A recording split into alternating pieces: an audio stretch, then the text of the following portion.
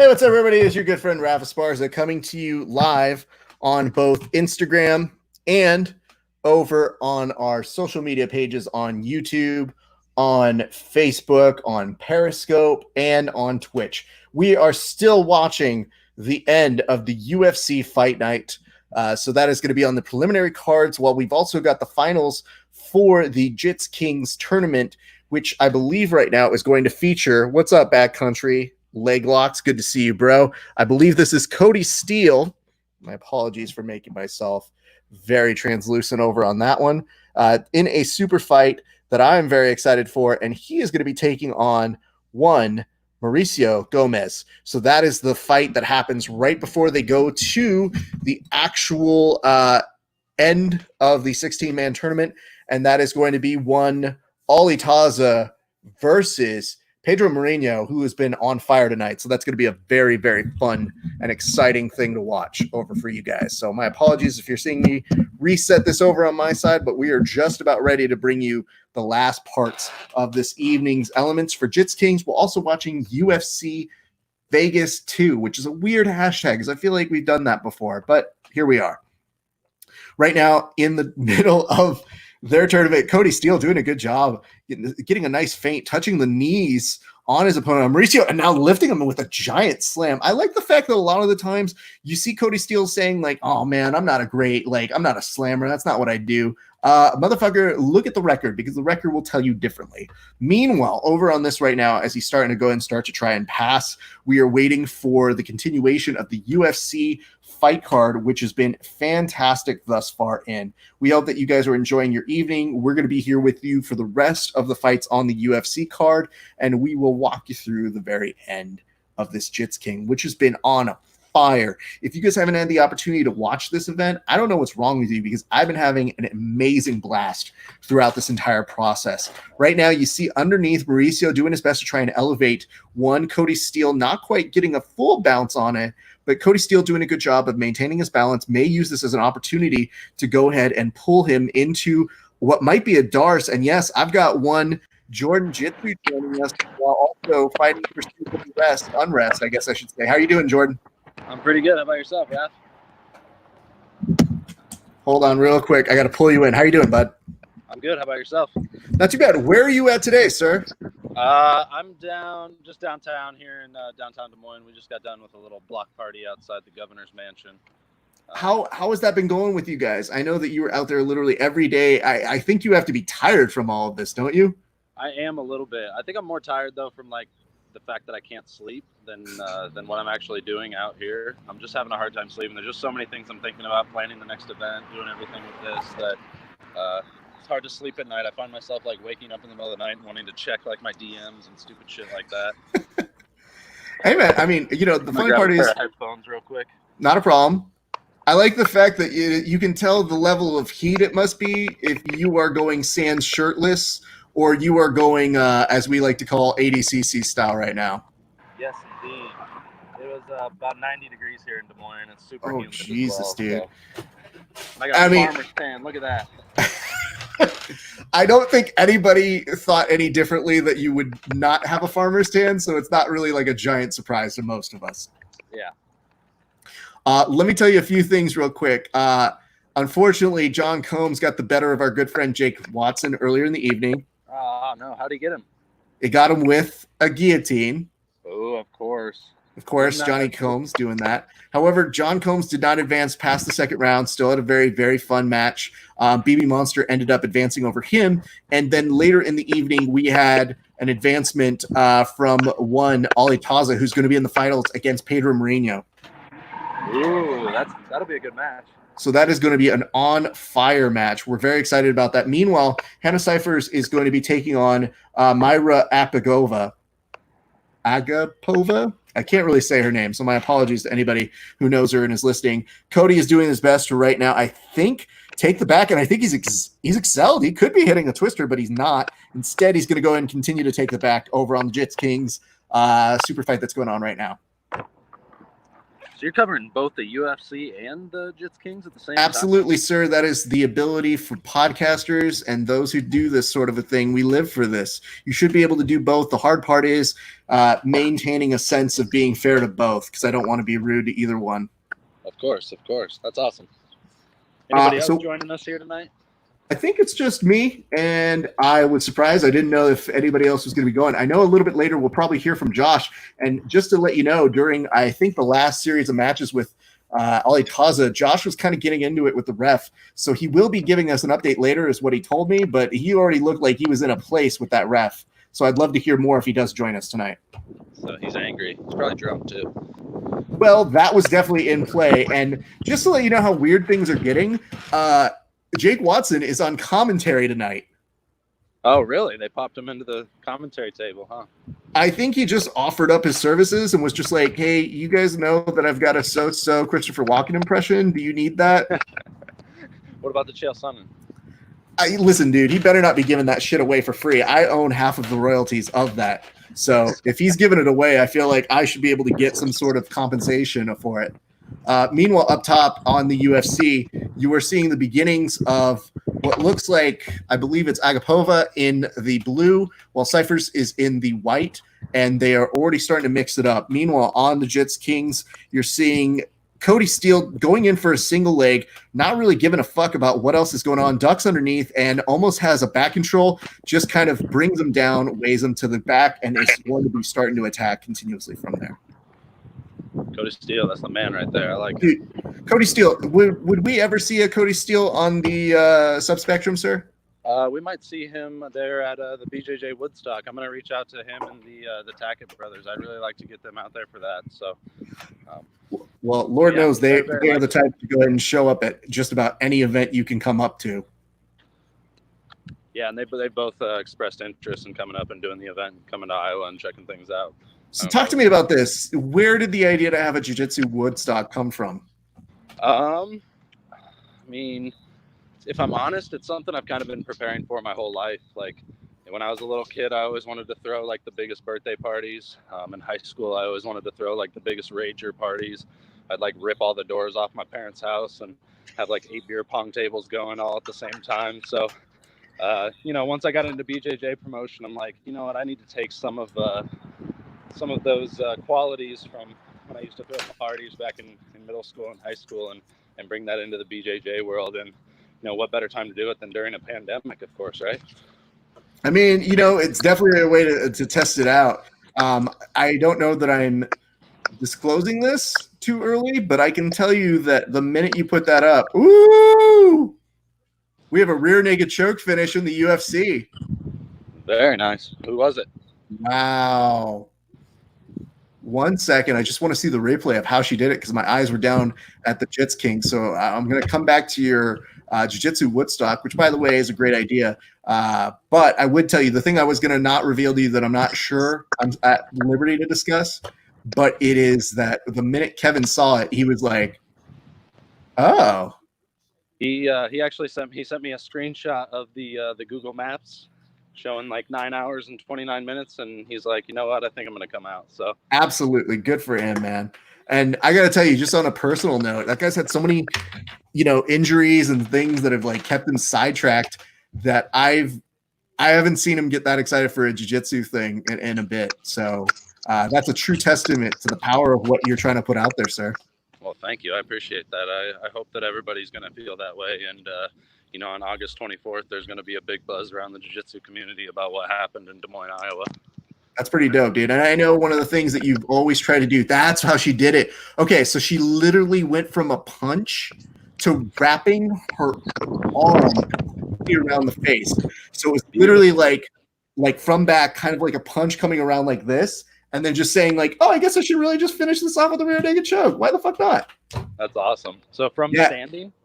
Yes, it went from standing, just kind of like dragged her down all the way consistently. So that was Myra Agapova, who ended up getting the finish with the rear naked choke. We also had a winner on, I think, by decision for the Cody Steele match. I can't say with great certainty who won that one because I'm going to have to go back and find the result. So my apologies to you guys for not getting that one in, but it does look like it went to a decision with time by some sort of point. Very nice. Let me go ahead and fill you in on this. Yeah, I'm glad that Kevin reached out to you, dude. So yeah, you've been looking to put that on for a good amount of time. I guess my big question to you is that why did you decide now? Like, what made you say, all right, let's get it in August? Because you could take your time to do that thing. Yeah, I mean, I just obviously, with an event of this caliber, I still wanted to put 8 to 10 weeks of time to really put it together because I'm not like a big planner. Okay. I like to announce events and tell you everything I'm going to do and then put it all together after the fact. I'm not a big fan of like planning everything out and then like making a press release and this and that. Sure. I like painting myself into corners, and that's kind of like always how I've operated with events. Or even like my first podcast, I remember I like took a picture of myself, put a graphic over it, and I'm like, new podcast up tomorrow. And then I'm like, well, I guess I got to go fucking record it now. So. Yeah. Hey, you know what, man? It's a dangerous way of doing it, but it's also the one that makes you just throw caution to the wind and have to make it happen. And I think there's something to that. Yeah, exactly. And like I said, that's just the way I like to operate. I think I'm less careful that way.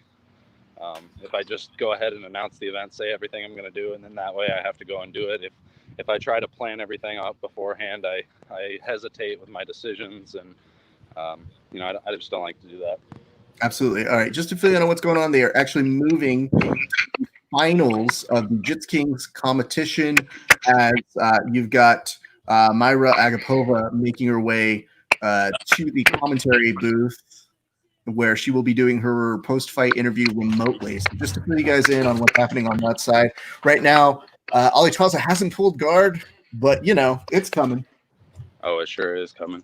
Also, I want to tell you guys who are watching over on Instagram, I'm going to cut this feed because you clearly can't hear what Jourdan's saying to me. So if you're watching here, go transition over to @GrapplingHour on all major platforms. So that's going to be YouTube, Facebook, Periscope, and Twitch. Any one of those, you can find out what's going on. You can see the magic person I've been talking to that you haven't heard on this side, or you just heard it from my headphones. At which point, kudos to you for sticking it out. So we love you guys. Hope to see you over on the main broadcast. Thank you very much, and we'll see you a little bit later. We still got way many more fights to go. Peace. All right, back to you, Jourdan. Right now, again, we're still in the finals.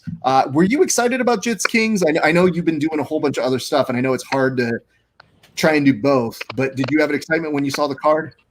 Yeah, for sure. I mean, obviously, Jake's in there, so I wanted to support him and everything. I like Cody Steele in there, Oliver Taz. I mean, those are all guys that I'm big fans of as grapplers, so exciting to see them all in the same bracket.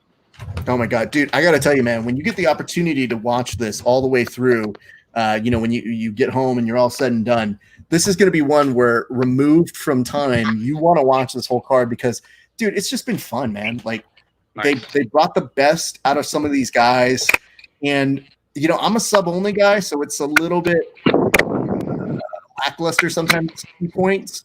But the action's been pretty consistent. There have been a lot of finishes too. So it's been at least 50-50 in terms of people who finished and people who have, kind of decisioned or point their way through the tournament. Is my sound fucking up a little bit? You're okay. I only hear like a very slight amount of in the background, but it's not anything that most people aren't used to on any kind of broadcast like this. Okay, cool. I'm pretty close to my car, so when I get to there, it should be a little bit better and less wind. There's a little bit of breeze out here, so it's probably causing some problems. So how far does this take you out from your house whenever you're doing any of these marches? So I'm about a half-hour drive from downtown. That's the cool thing about Des Moines is like you can drive 20 minutes away from it, and you're out in the middle of nowhere. So that's kind of where I live. But it's super easy to get into the city.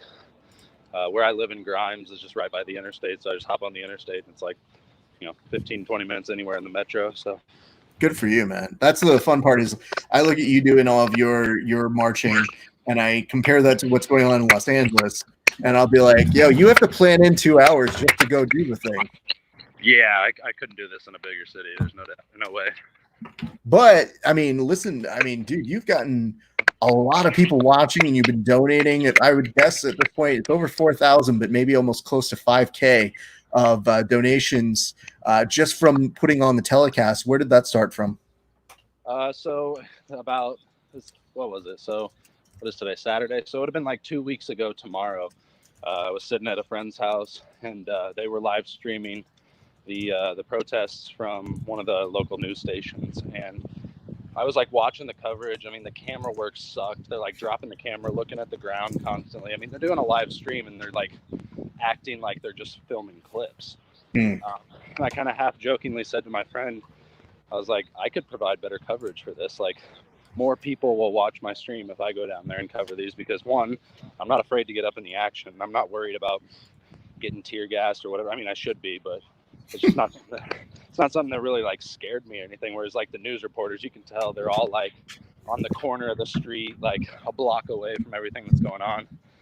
So I just kind of jokingly said that I was going to go down the next night and cover it better. And I went down. The very next night, there was a protest at the Capitol and at the police station, and I covered it. And just throughout the stream, it just, people were like sharing it. They were putting it in the comments of all of the other local news streams and everything like that. And we garnered, like, it was like 40,000 live viewers that had tuned in throughout the broadcast. And so the next night I went down, it almost doubled. And then the third night it got picked up by, there's a Twitch stream where they put like 9 cities on the screen at once. It's called like Woke, something like that. And so there was like 150,000 people watching live.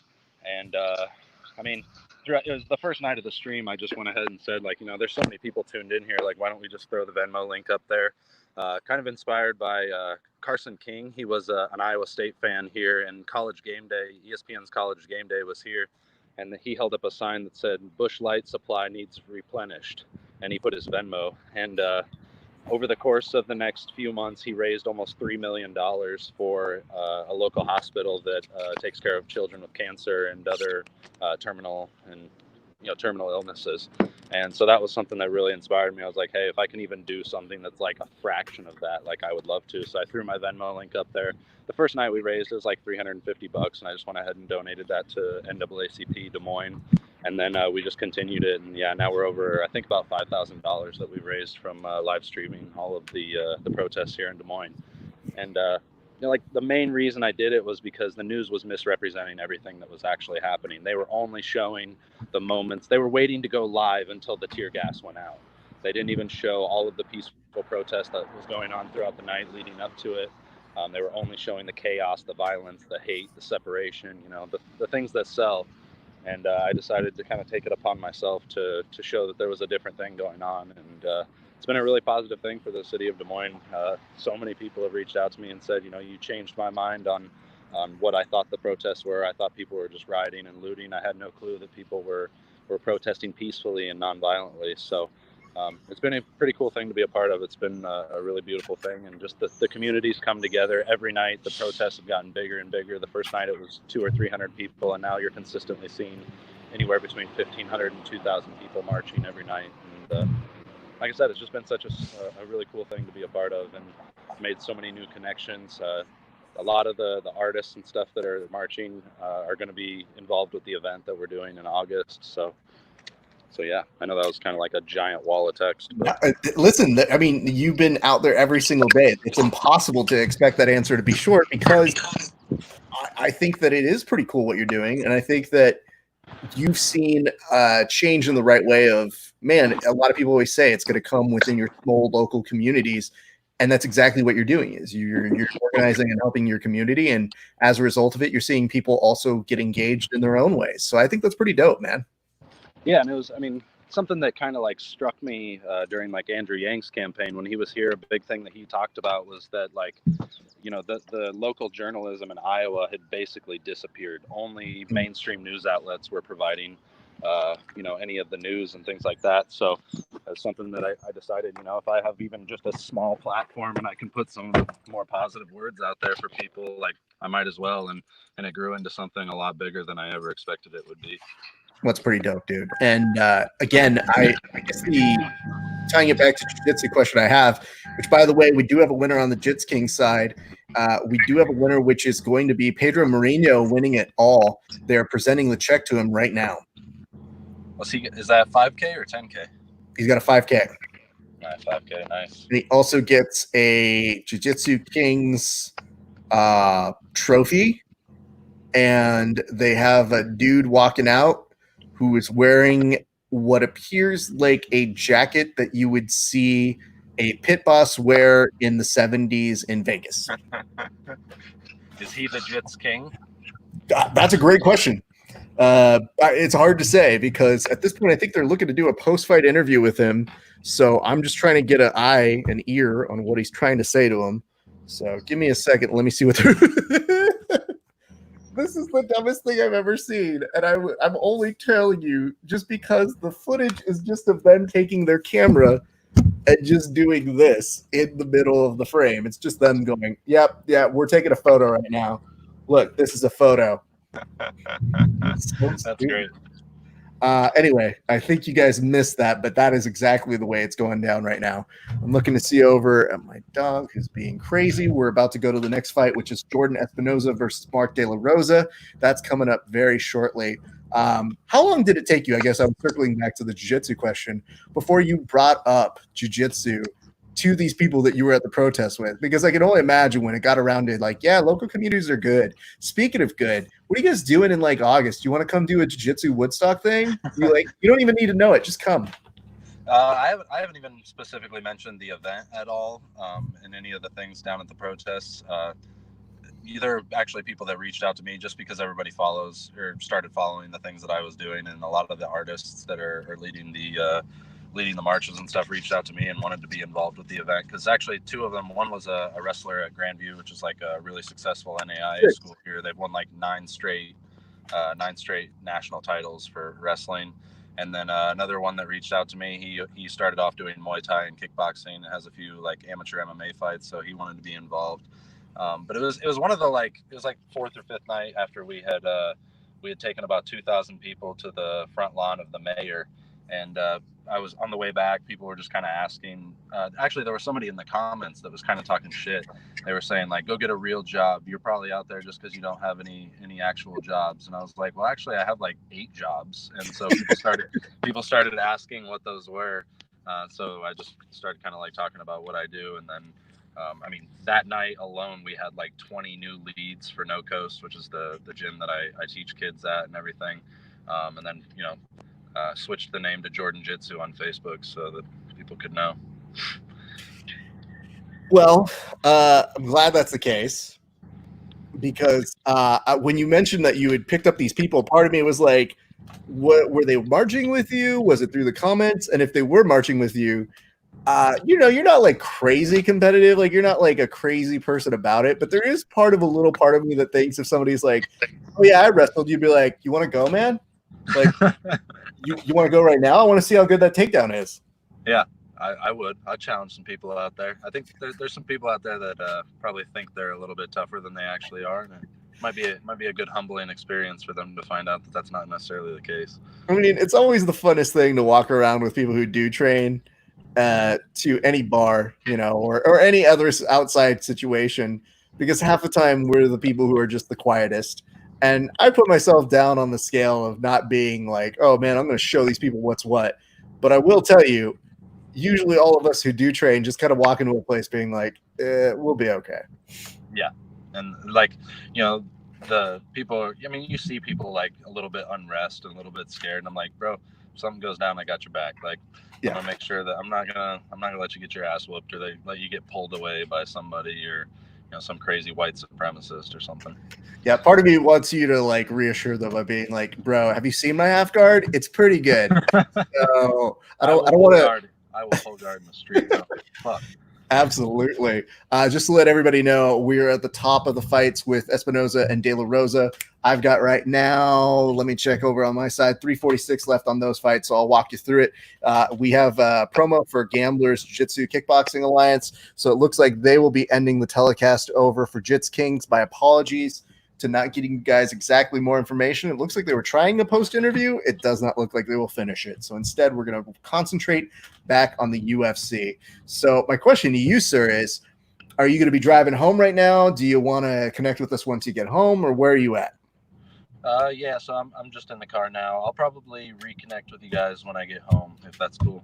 Absolutely, dude. I mean, you're nice enough of a guy that I just didn't want to make you start driving and being like, so Jourdan, I'm going to describe to you this whole fight. No worries, bro. Just keep listening to me while you're supposed to be keeping your eyes on the road. Yeah, I want to give you some time to get home, you're more than welcome to join in. It's just going to be probably me going solo. And now that I've got just the UFC, I can always use some company, but I definitely know that I want you to get home and get home safely. Sorry, I had a phone call there. But yeah, I'll shut down here for a little bit, and then I'll be back Sounds on good. in about 30 minutes. I was going to say that was link. Yeah, same stream link here, so just click back in. But for a split second, I can't hear you right now for some reason. I know you can hear me, but I'll just pop out of here, and then I'll see you in a little bit, Raph. See you, bud. Thank you. No problem. All right, that was our good friend, one Jourdan Jitsu, joining us for a few minutes to let us know all the good stuff that he's doing. But don't get away from the fact that we have fights. We're covering that. We're not going to get lose sight of it. I just want you guys to get excited for what is happening right now, which is the UFC fight between Espinosa and De La Rosa. If you guys give us a solid, if that means you share our link right now that we got going on, we will do a cheers to you. So a like and a share gets a cheers from us over here on the podcast. We will appreciate you guys sharing people with this good all that's going on tonight. Right now, pressed up against the cage, you've got De La Rosa in the black trunks, pushing up, trying to make life miserable for Espinosa, putting the head on the forehead while he's getting slapped on the inside of the clinch. While continuously working from the single leg, there's a little bit of confusion just in terms of how he's able to keep up this for so long. And you do see the murderer's row underneath and to the back, who are all wearing their masks. And it just makes me wonder how it is you're able to do any kind of coaching with those masks and have anybody hear you. But these are the UFC, I believe, adjudicators, they're judges that are watching over from the sidelines. So just filling you guys in. Feel free to give us comments, concerns, hints, allegations all throughout the evening. I will do my best to integrate all of your comments into this evening's telecast. We are also going to be going back up live on Instagram in just a second, so I hope you guys are excited for a full night of coverage.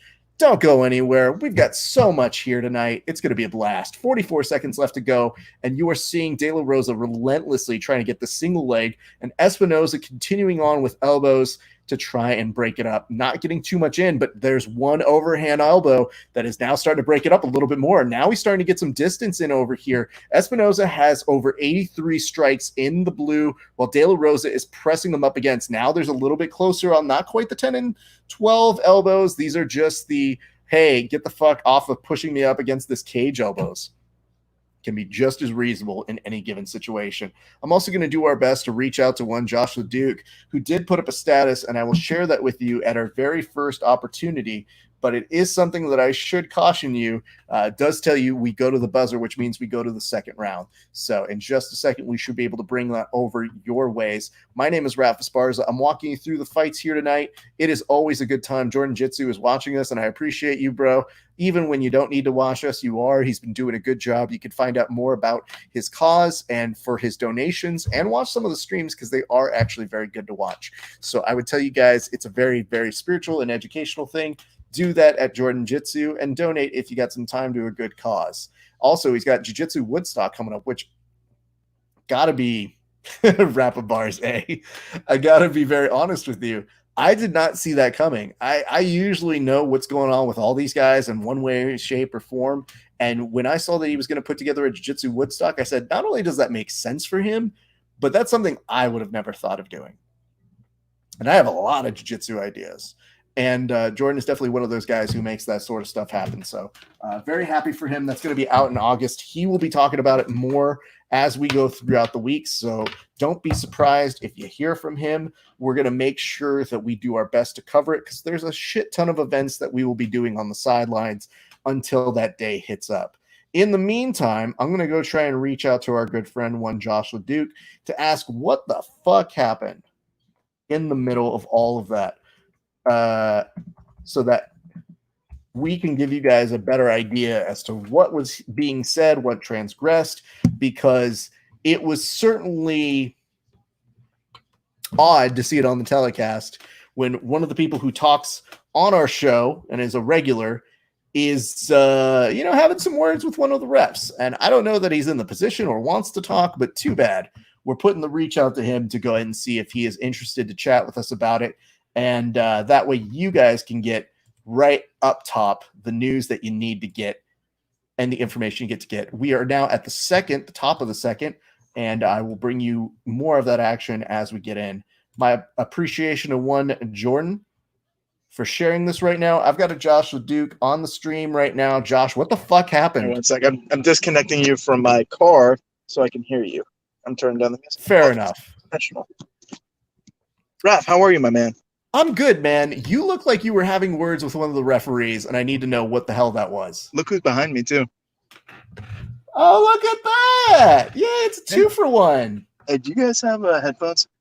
No, not for you. Okay, great. The referee was being horrible, and he remembered me from a previous encounter at Jits Kings where he screwed one of the guys I was coaching.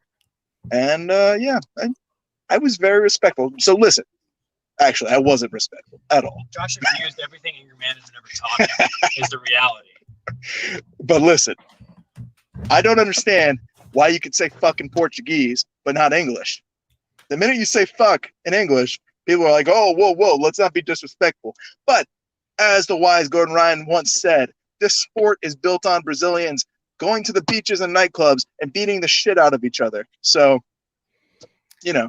Yeah, I don't know that white revisionist Gordon Ryan really gets a lot of crack to be able to tell us what happened in Brazilian Jiu-Jitsu. But I'll ask you this. Josh.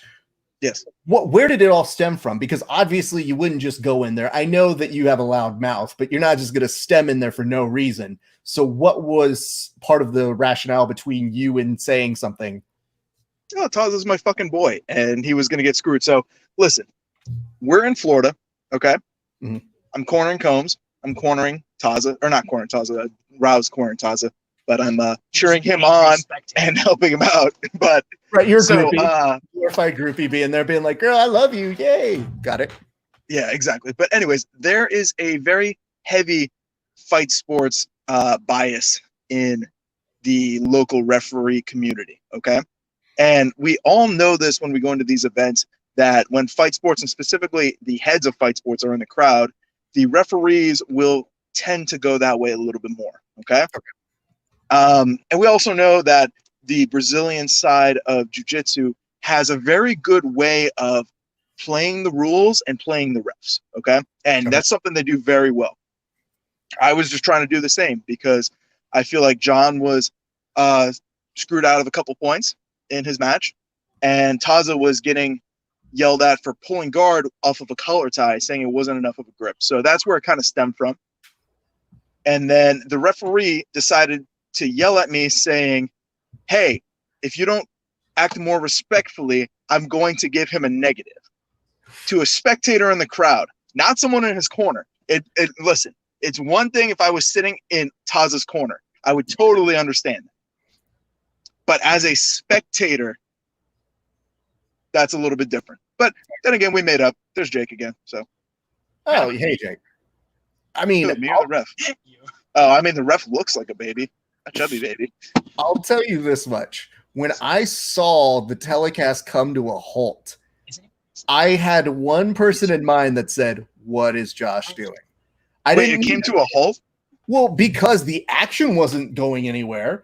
So did they go to commercial? They didn't go to commercial. It's just you go to watch a jiu-jitsu match, and there's not really a ton of breaks unless they reset them back. And when there's a break and they don't reset them, and I just see somebody talking off the sidelines, I go, yeah, Josh is involved. Let me just see. Pretty much. Quick. And then listen, I got to say this. Flow Grappling hates my guts, but Jake was on commentary, and they said my name multiple times. So fuck you, Flow. I said your name. I said Josh Leduc his attitude is having bigger implications on this match result than I thought. He might be the reason Oliver Taza loses. I thought I did a really good job on commentary. I finally got a little bit of a shot to do it. And I'm gonna try to do it again. All right, Jakey Poo, this is the Star Lord show. You stay in the back where you Shut up. I'll get on Streamlabs right now. Question for me. Jake, did you say my name at all during the telecast? I may have. I don't know. Well, if you didn't, then it will continue to be the Josh Star Lord show. What if I said Daddy Rap? Is that the same? No, that's fucking weird as shit. No, thank you. Oh, damn it. All right. Well, don't look at about 2 hours into the film. So, Raph, I may be able to get you some high-profile guests here at dinner because we're going to dinner with Combs, Taza, Rao, I guess I got Jake here. We're basically taking the losing side of the bracket out to dinner. So, Excellent. I would tell you this, though. I just knew we needed to reach out to you to at least get some sort of understanding, because I'm watching the UFC fights and I've got an eye, and I have to say I'm not doing a bad job of being able to delineate between the two of them, but I had an idea of it being a difference between you and the ref.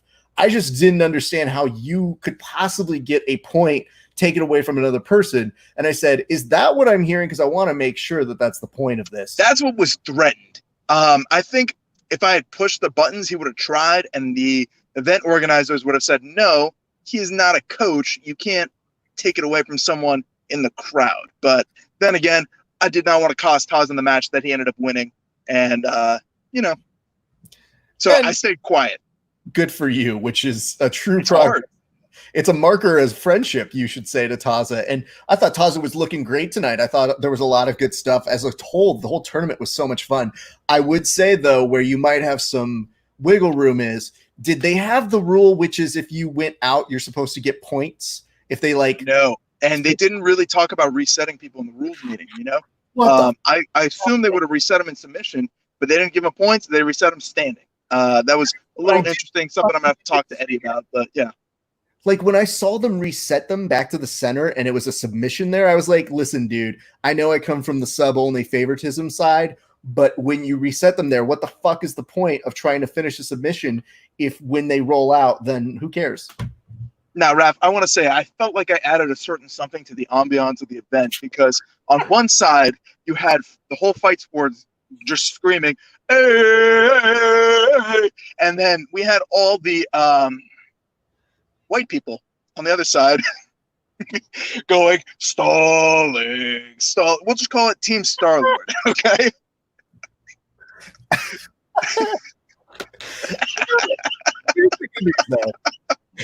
Even without knowing what the full situation is, I'm just really glad that I'm confident enough to be like, what is he doing?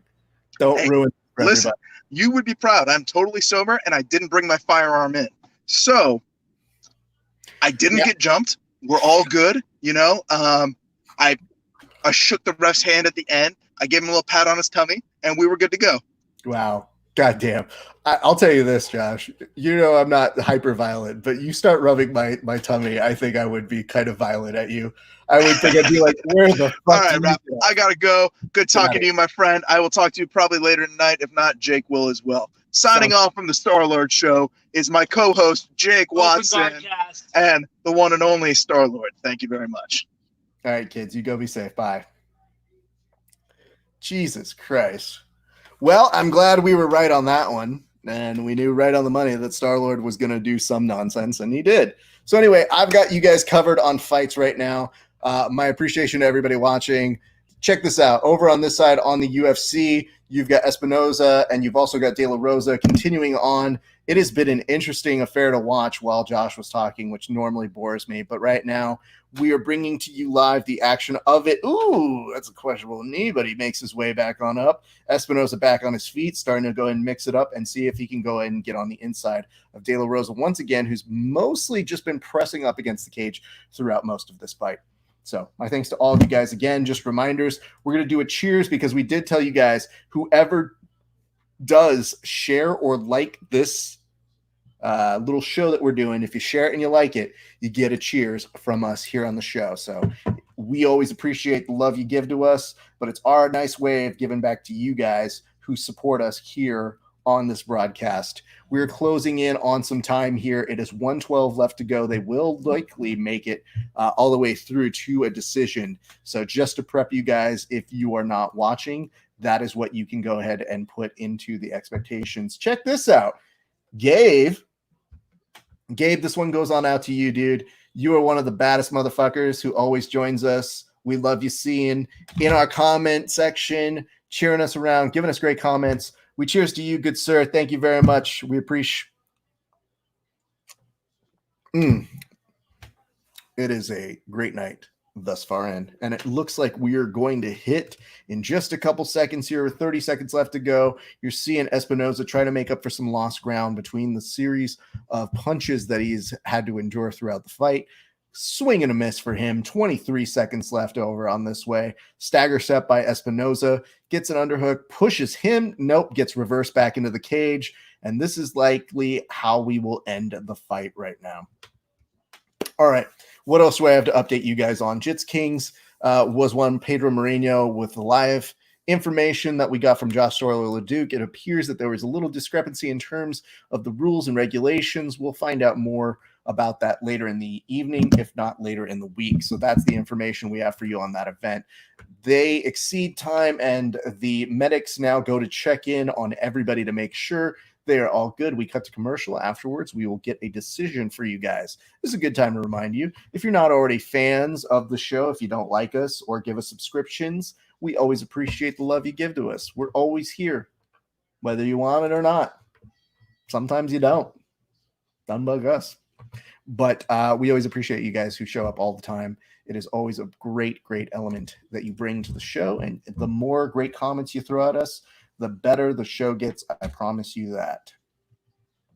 Also, I want to give shout outs to the standouts of tonight's Jits Kings tournament. I have a lot of respect tonight that I could see from Ali Taza, who put up a really, really good showing. I also want to give a shout out to one William Tackett. William Tackett and one Roberto Jimenez. I will watch that match again. I will watch them consistently do their things because they're the future, man. And it's really cool when you see these kids just throw caution to the wind and just give you a good match. I also liked seeing how impressively William Tackett was able to control a very, very difficult to control JJ Wilson. So I thought that was fun on paper. JJ's a local out this way in Southern California. High appreciation for all of those involved. If you didn't catch us a little bit earlier, we had our good friend Giancarlo who joined us from G Baby Is Not Funny on Instagram. He hosts two podcasts. One, Cover Your Mouth, which is his solo podcast, and then G Baby and or is it Nasty and the G Baby? Whatever. We get the official results for you coming up right now. And of course, the winner is one Jourdan Espinosa by unanimous decision. And he should be traveling on over very shortly to go do his post interview in a few seconds. I should be able to get you some synopses of what he is saying in a moment. So my apologies for pressing that microphone and you guys seeing the top of my forehead. Not usually the most favorite part of my like my giant dome. But it is what it is. All right, switching headphones to see what he's going to be talking to Paul Felder in the post-fight interview for your listening pleasure. Also, feel free to throw questions at me as we are watching this evening's telecast. I do my best to try and keep eyes and ears out for all of you guys. We're going to probably go back on Instagram in just a second. So in case you need a place to go ahead and catch us, you will be able to catch us on all of our social media all at once. Let's see what I've got in our comment sections. We've got one Matthew Kaplan, who's just kind of on the sneaks, unlike him to usually not say something. He normally has tons to say, but this night, very quiet for whatever reason. Unusual, but we'll take it. We had Jourdan Jitsu visiting us in the middle of his, right now it's his commute back, but he is going out and doing all of the marches and filming it. And I'm glad that he'll be able to join us a little bit later this evening. In the meantime, it is me holding it down for everybody over this way. And we will keep you updated as the night progresses. But we have a lot more action to come. There's still 4 more fights on this main card. So don't go anywhere. You don't want to. And you want some friends and you want somebody to drink with tonight. And I am that person. On the stats, you do see a differentium of it is round 1, 103 total strikes by Jourdan Espinosa. And then the second, it went to 47 and 42, outpacing De La Rosa almost 10-1, which is an intense amount of strikes that you can go ahead and throw against somebody within the realm of just a few minutes, 15 minutes.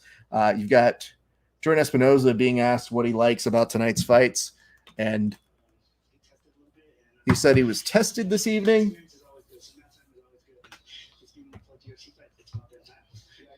He said it's about damn time with his, I think he said 4th UFC fight, so very excited for that for him.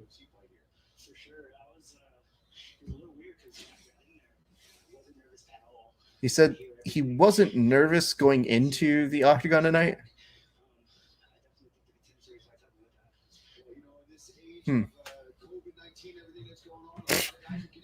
All right, they're talking about in this age of COVID, which is not exciting television. So I'm just going to press on and move to the next thing.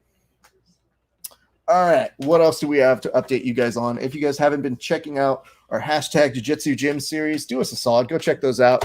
We've had a lot of people that we've been interviewing who have had issues during the age of COVID, to borrow their words, who have been struggling to keep their gyms open, and we've been trying to shine a light on the positive things that people in our community are doing. So if you're around, we appreciate it. And if you know of people who would like their gyms featured in our hashtag Save Jiu-Jitsu Gyms series, feel free to get on out to me, slide into my DMs. I'm more than happy to feature as many people as we can. There's going to be a lot of gyms that we're going to see start to open, but it's not just open, it's making sure they're still good as we go on and start to see it in the next phase of whatever this COVID murder hornets riots 2020 has in store for us. What's up to one Mike Padilla?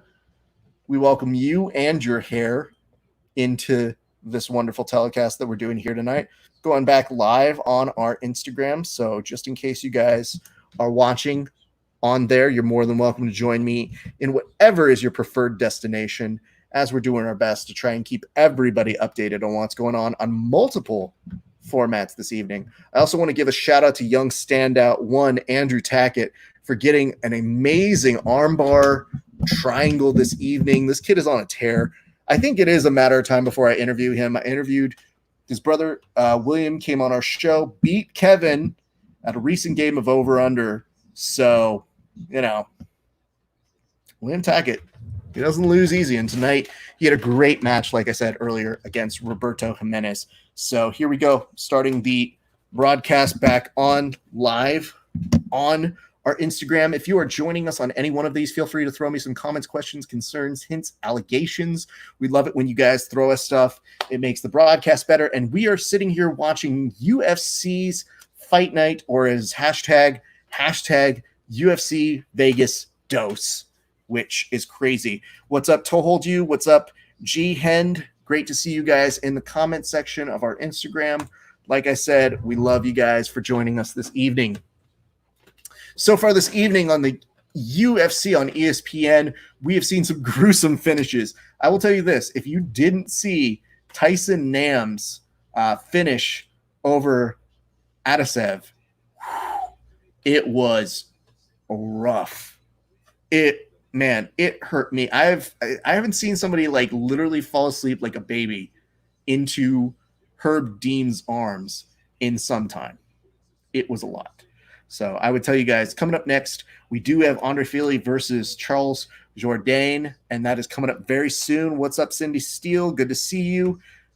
Cody looked great tonight too. Cody was a beast over at the Jits Kings. Looked like a really fun match. That guy can slam anybody, dude.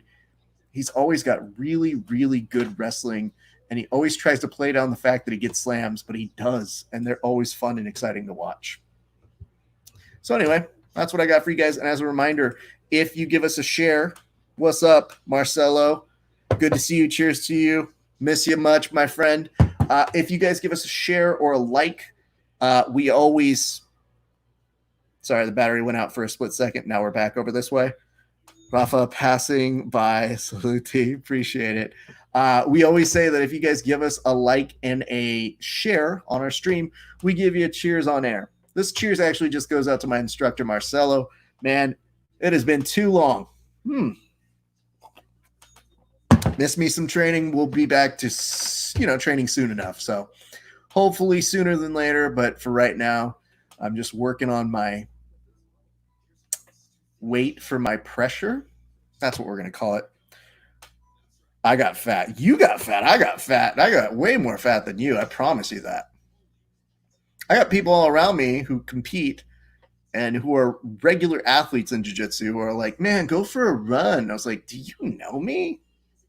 That's not going to happen. What's up, Alma? Good to see you as well. We are in the midst of we've seen two fights on the main card, but as I said, Tyson Nam's finish, mwah, and then not to be outdone, Julia Vela's finish was also something to behold this evening. There were three finishes that happened right up top on this telecast that made it worth your while. And of course, we went to a decision with Marab, who was very dominant He had actually a 30-25 from one of the judges and 30-26 from the other two, which were very warranted. And then if you want to see a very incredibly well done and crazy submission, you could check the rear naked choke by Myra Agapova that just looked like somebody insisting, yeah, okay, I'll finish you by a rear naked choke. No big. It was something that we truly appreciated on there. There's also been a whole bunch. What's up, Jiu-Jitsu Bad Dad Bod? And what's up, Nate? You would have been proud. G-Baby was killing it. He did such a good job, man. He is growing into his own as a broadcaster, and not just as a broadcaster, but as a live commentator, which is a hard thing to do on these things because sometimes you're talking about footage and you're doing play-by-play for things that people see before you. So I very much appreciated him coming on the show, and I appreciate you lending him out this way. I hope you guys are having fun on your podcast. Miss you, boo. Back to you guys over on our main ones on YouTube, Periscope, all of those good places. We are doing our best to keep an eye on a little bit of everything. Seems like right now we're probably going to go over and have a post. No. We're actually going to the next one, which is Andre Fili. So that is the next match that we have going on. Hit me up with your questions, comments, hurts, concerns, allegations. I love when you guys have questions for us. It helps us, make some good use of our time. If you guys haven't checked out our interview, also, I would highly encourage you to go check out the one that we did with one Chai Surasut. And we talk about how his gym got vandalized, and he gave us a very real and exclusive interview. And I really appreciate his time. And it really puts into perspective everything that's going on with not just COVID, but, the real vandalization that happened to a handful of places that unfortunately happened to one of the gyms. And if you have the opportunity, I would highly encourage you guys to go to his GoFundMe, give to Long Beach. We want to rebuild 10th Planet Long Beach as soon as possible. And also support our friends over at Super Rare Sporting Goods. I think it's martial arts goods. Either way. We're now at the top of Andre Fili versus Charles Jourdain, and Charles Jourdain is a French Canadian, if you would, or at least Canadian. I can't really say. They're usually the same thing to me. That's what we got going up next. Hope you guys are excited for this fight. They're doing the introductions right now. And the tattoos on Andre Fili are intense. I'm so used to the Andre Fili that had way different hair. This is like a more mature version of him.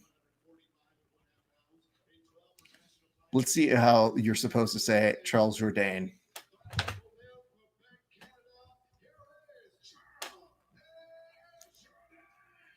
Yeah, it is Charles Jourdain. All right, just to make sure. It says over here, what's up, John Jitsu? GSP needs to help you with this. No, for very many different reasons. It is Charlie Jourdain. You basically just swallow the part of your mouth that is supposed to say his name. So, Jourdain. I think that's how it works. I'm going to check and see what our comments are right over this way. Look at that, Pack Assman. Cheers to you, sir. Thank you very much. We appreciate you for supporting us. This is a cheers to you because you are liking and giving us some love over on this way, and that we always appreciate. What's up, the John Jitsu? I know I said what's up earlier, but you gave us a nice little cry smiley face, which means you like the GSP impression. You're welcome. I got a note over here from Michael Ochoa from one of our photos. Let's see what he said to us. I'll read that out for you guys. As we see the beginning of the round, 4:50 on my clock over here. And of course, they have taped up the inside of Touchy Feely's ears because he has the gauges normally. Meanwhile, Jourdain gets cracked a little bit, comes back. I'm not sure he's loving the power that Andre Fili has in his hands right now. Very interesting to see how it is progressing thus far in as I wait to see what the question or note or comment that one Michael Ochoa gave to us. I will check that in just a second. 420, very interesting beginning to their fight. Fili, of course, has been in the UFC for a good amount of time, where I do believe Jourdain, he's getting rocked, but it looks like he's almost willing to sacrifice part of himself by putting himself in danger to try and get on the inside here. Doesn't look like the best of strategies, but, what do I know on this very, very difficult situation? Looks like I see what it is. On this, we have the comment from Michael Ochoa, who I believe is talking about the Jits Kings. Let me go and pull up what he said over this way. And he said 3 out of 4 because he had predicted Jimenez, Mourinho, Tama, and Taza. That was 3 out of 4. That was a pretty good amount of people of selecting in there. And instead of, I believe it was Taza's place, it was one BB Monster who made his way through. So other than that, yeah, very good job, man. That was a really fun event. All right, coming back to the fights over on this way, 3:16 left to go, stone cold time, which is now you see almost Andre Fili just kind of taunting him, looking to see if he can get a reaction or a rise out of him, almost putting his face right in front. Jourdain kind of rushes on the inside, tries to pepper with right hand over on that side, then ducks underneath very quickly. Fili comes in with a kick to the midsection that gets caught after impact. Then a little bit lower, tries to swing the arm around to see if he can go and feint something on the inside of that. Let me go ahead and see what else I've got for you guys. We also got an update from Josh LeDuc, who said some interesting things about the reffing that was happening tonight at Jits King. So appears that all the losers are getting together to go eat tonight from the Jits Kings tournament. So we'll bring you some of that action a little bit later if they hit us up. We'll keep an eye out for that. I want to know what you guys have been thinking of tonight's fight so far. Tell me your favorite moment. There's a couple I can think of, and we've talked about already, but I would love to hear what it is that's gauging your interest this evening on a very, very impactful evening full of fights. All right, to begin right now, 2 of 5. It's not like they're slowing down. There's a crazy back fist that was being sent by one Alan Jourdain. Didn't really go anywhere. Now he's trying to chop away with the legs. Fili already getting the timing of it. Still trying to come on the inside. Comes with the jab. Stutter steps. Looks to try and connect with the portions of Alan Jourdain's beard.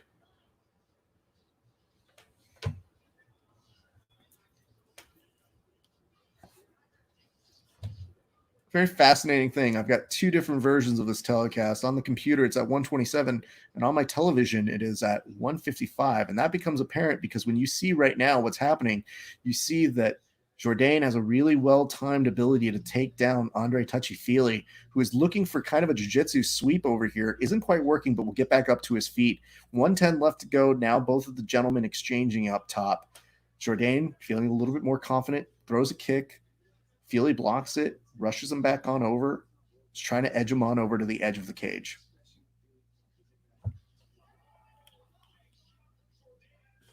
Now in seeing the replay, it does look like he cracked him to get him on that takedown 30 seconds ago, but that's still very impressive to see by Jourdain, showing just a split second of being more in this fight than he has been throughout the entire section of the fight thus far in.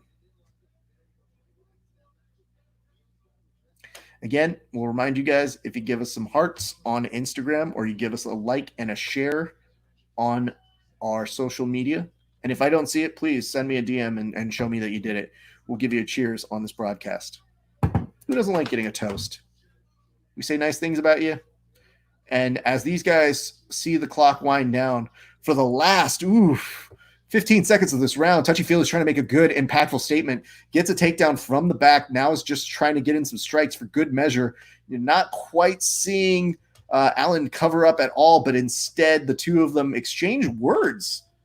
Looks like Jourdain trying to say some things to get inside the head of one Touchy Fili. That's going to a guy whose nickname is Uncle Creepy. So I don't know that you're really going to get under his skin too much. Fili's hand is hurt. Thank you very much for that observation.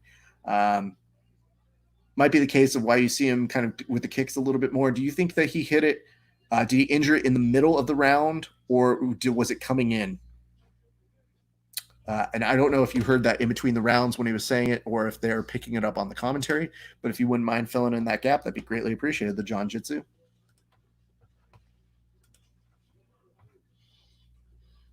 Over on this way, I think we got another like. Oh, look at that. Megan Johnson, you're too kind to us. I don't know what we do to have you be a fan and a friend of the show, but you are truly, truly why they had that Golden Girl song. Thank you for being a friend. We appreciate you. This cheers goes out to you. Thank you for liking and sharing this video. That's what it is. Fairly early blocking a kick. He can't make a fist with the right hand. Great observation. So now I'm hearing them call Jourdan. Makes me feel like I'm fucking this up. Paul Felder is saying he doesn't see anything seriously wrong with his arm. He looks like he's okay. I guess time will tell. I mean, here's the thing. Paul Felder has proven us in the past that he is a very tough son of a bitch himself. So, you know, might be nice to hear somebody say like, oh yeah, just grin and bear it. But the rest of us would be like, my hand hurts. Love you guys joining us right now. What's up, Ralph? Good to see you. Hope everything is going over well in your area. We're keeping everybody updated on tonight's UFC. Having a fun time so far. Again, a like and a share gets you a cheers on the show, and hearts over on the Instagram page also as well.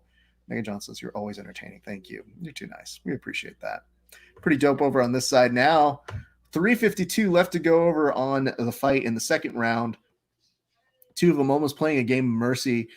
Jourdain uses that opportunity to wind up for a kick. Doesn't have any impact over on touchy-feely.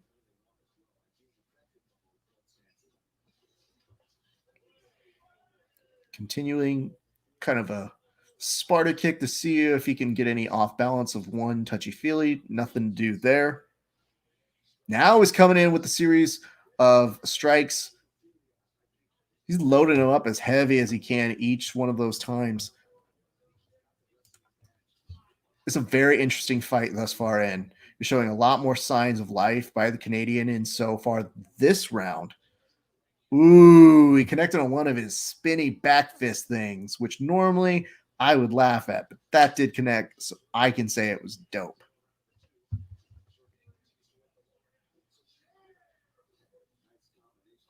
Ooh, almost to the back of the head on that one for one touchy-feely.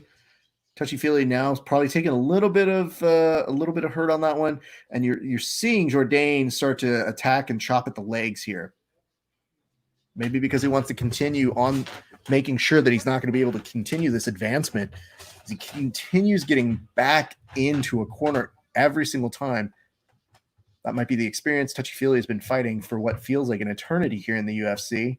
But in actuality, his UFC tenure is one that takes us back just a little bit. When I say just a little bit, that's all the way back to UFC 166 in October of 2013. So you're talking about somebody with a lot of octagon experience. 2:06 left to go in this round. Touchy-feely continuing again to press forward, charge a little bit more. He throws over with the jab on the left. Resets. Both of them stagger their way on over the center of the cage. A little bit of an oblique kick by one Jourdain on this. What's up, Diego BJJ? Good to see you. Glad you are joining us here on today's telecast. We are walking everybody through what is happening on today's UFC. A little bit earlier, we already did the Jits Kings tournament, which was dope. Chop away again. Oh, those kicks are now starting to look a little bit more crisp from Jourdain each time. Take care, Rafa. In and Out is calling me. You. So jealous. Might have to have my wife get it for me. Very much appreciate it, Marcel. Love you watching this. Sending love to you and your family, bud.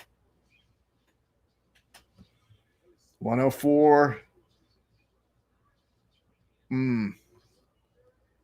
It's very interesting to see how many times he kind of asks to play mercy for a split second, almost to use it as a distracting kick. Every time you see him kind of like touch gloves and centered right there, he loads it up and tries to get on the inside of one of their leg kicks. It's very, very interesting strategy. Ooh, swing and a miss over by Jourdain on that. Fili really timed it out well. But again, Fili now coming in for a takedown gets it. Will probably do his best to start securing a pass over here. And Jourdain working with some elbows. My apologies on the Instagram. It does look like this is going to start running out of battery sooner than later, but we're going to keep this rocking for as long as possible. So you guys stay where you are. I'm going to keep you guys updated as much as I can on my phone before we have to go ahead and reset it and have it recharge in just a little bit. It's really funny. I'll tell you guys in a second what I'm seeing over on that side. That takedown was money, beautifully timed, and we stop. We go to a third round after the break. Just to let you guys know, other people who were making predictions for today's Jits Kings, you had Pedro, Tackett, Combs, and Taza. That did not end up being the final four. They got 2 out of 4 on that one. Earlier, also, Gary Spazzo says, Roberto Jimenez, yes. JJ, no. Taza, yes. John Combs, no. It says the Maori Kid and the Taza Got Me has the final. Not quite, but love both of those guys. Garmo, John, not quite. Tackett, Combs, Taza, got 1. It's interesting to see all the people who put predictions. We had a lot of people sending me the predictions in my DM, so I appreciate you guys who play a good game of trying to figure out who's going to win these things. However, Dave DK Lee did just try to say Dylan, and Dylan, which isn't even 4 people, so I don't think I can accept that as a real thing. Reminders, while we've got a second, if you guys aren't following us on any of our social media or any of our major platforms, what's wrong with you? Give us some love. Go to any one of us, our locations at Grappling Hour on YouTube, Facebook, Twitch, and Periscope. Give us follows there. We always love and appreciate you guys. What's up, Rafael Rio? You have my name. Slightly jealous of that. Should be coming back from the break right now. It is already 4:37 left to go in this third and final round. Hope you guys are enjoying the action thus far in. I think it's a pretty well even match, especially after the second round. I think you're seeing Jourdain come a little bit more alive, and Fili hasn't really been stopping. I'm interested to hear if you guys think that he is having any problems with his hands, because to me it still looks like he's trying to charge forward in a way that doesn't at least suggest to me like he's dying from it. And as a good reminder to you guys who are watching, if you give a like and a share, we will give you a cheers on air. That is our nice little way of saying thank you for being a friend, like Megan. Ryan Frederick on the broadcast says that he has it tied up after 2. I'm not 100% certain I would have it tied up still. I mean, it's pretty convincing that it's there, but it's close. You see on one of the punches by Fili, you're seeing Jourdain's trying to get a little bit more of a head nod, like to get in his head and say, that doesn't affect me, but I would argue it does. What's up, Chase? Good to see you, bud. Hope you're doing well. Get more fat. Gabe, appreciate you. I'm going to give you another cheers. I just saw this right over here. See that you like this broadcast. You're always a good friend of the show. You're liking our shit. You're always here. I want to hear you in the comment section. Tell us what's going on. 1-1 is iffy. I think that's where I fall, but it's one of those fights that I could just as easily see one of those judges score it as a weird, wacky way. But if you're seeing this takedown by Touchy-Feely right now, you are starting to get to that point where you realize, man, that might be enough to maybe secure the fight. So what's up, Milo Mendez? Thank you for joining us here on the show. Hope you guys are liking this. Fili is 3 for 3 on takedowns, and thus far in is doing a not bad job of trying to control, because before he wasn't able to really control from this area. Starting to try and get some pops off over there, and a beautiful continuous takedown on that. Working the back over this way, tries to center him down. I mean, at this point, there might be something here to maybe even go for a rear naked choke here. We'll have to let it play out. For me, yes, the UFC judges, I don't think they give enough value, which worries me. Same here. What's up? Is that Dennis? Yes, thank you, Dennis. Or hopefully it's not Denise. I don't know. Either way, you guys tell me. What's up, Jason Burnaby? Thank you very much for the like. We appreciate you. This cheers goes out to you. You're a real American. Oh, shit. I can't assume that. I just assume you're American. If you're not American, then, you're America for, this fight. 150 left to go in this. Fili looks a little bit more red, but not too bad. He's getting a couple strikes in on this. I would love to see some of the stats so I can make better informed decisions toward the end of this, but it is a close fight, just in my opinion. That takedown might be all the difference just in terms of it. Nice pops over by Alan Jourdain. I'm enjoying this fight. I think you guys might be too. me see over on this side. We actually have somebody named Michael McFly who responded to somebody on our comment section in our show, which makes me think Michael McFly. What, they watched Back to the Future when they named him. I'm seeing though Fili get a little tired. I don't know if you guys feel the exact same way. Whereas Jourdain is slowly but surely looking at least consistent, if not worse for the wear, or at least he's a little bit better at hiding the amount that he has endured the past 3 rounds. Might get this takedown. Ooh, presses up against the cage. Jourdain with a knee to try and get some space back, pushes him back out, gets an overhand right. Nicely done by him. Now 2 are exchanging. You're seeing Fili going high while Jourdain is going low. Leaves himself open for another takedown while Fili is probably trying to make a really good statement. What is up, good sir? Good to see you in the show. If Fili can maintain this position, which it looks like he will for most of the duration of the fight, he's going to be able to go in and call himself the victor of this and be crowned by the judges as the guy who won it. But what do I know? An Aussie. Oh, Aussie. Oi, oi, oi. Well, that's very nice. That's the very first time we've gotten somebody who's done that to us on our show. I'll cheers that. Hey, good to you, man.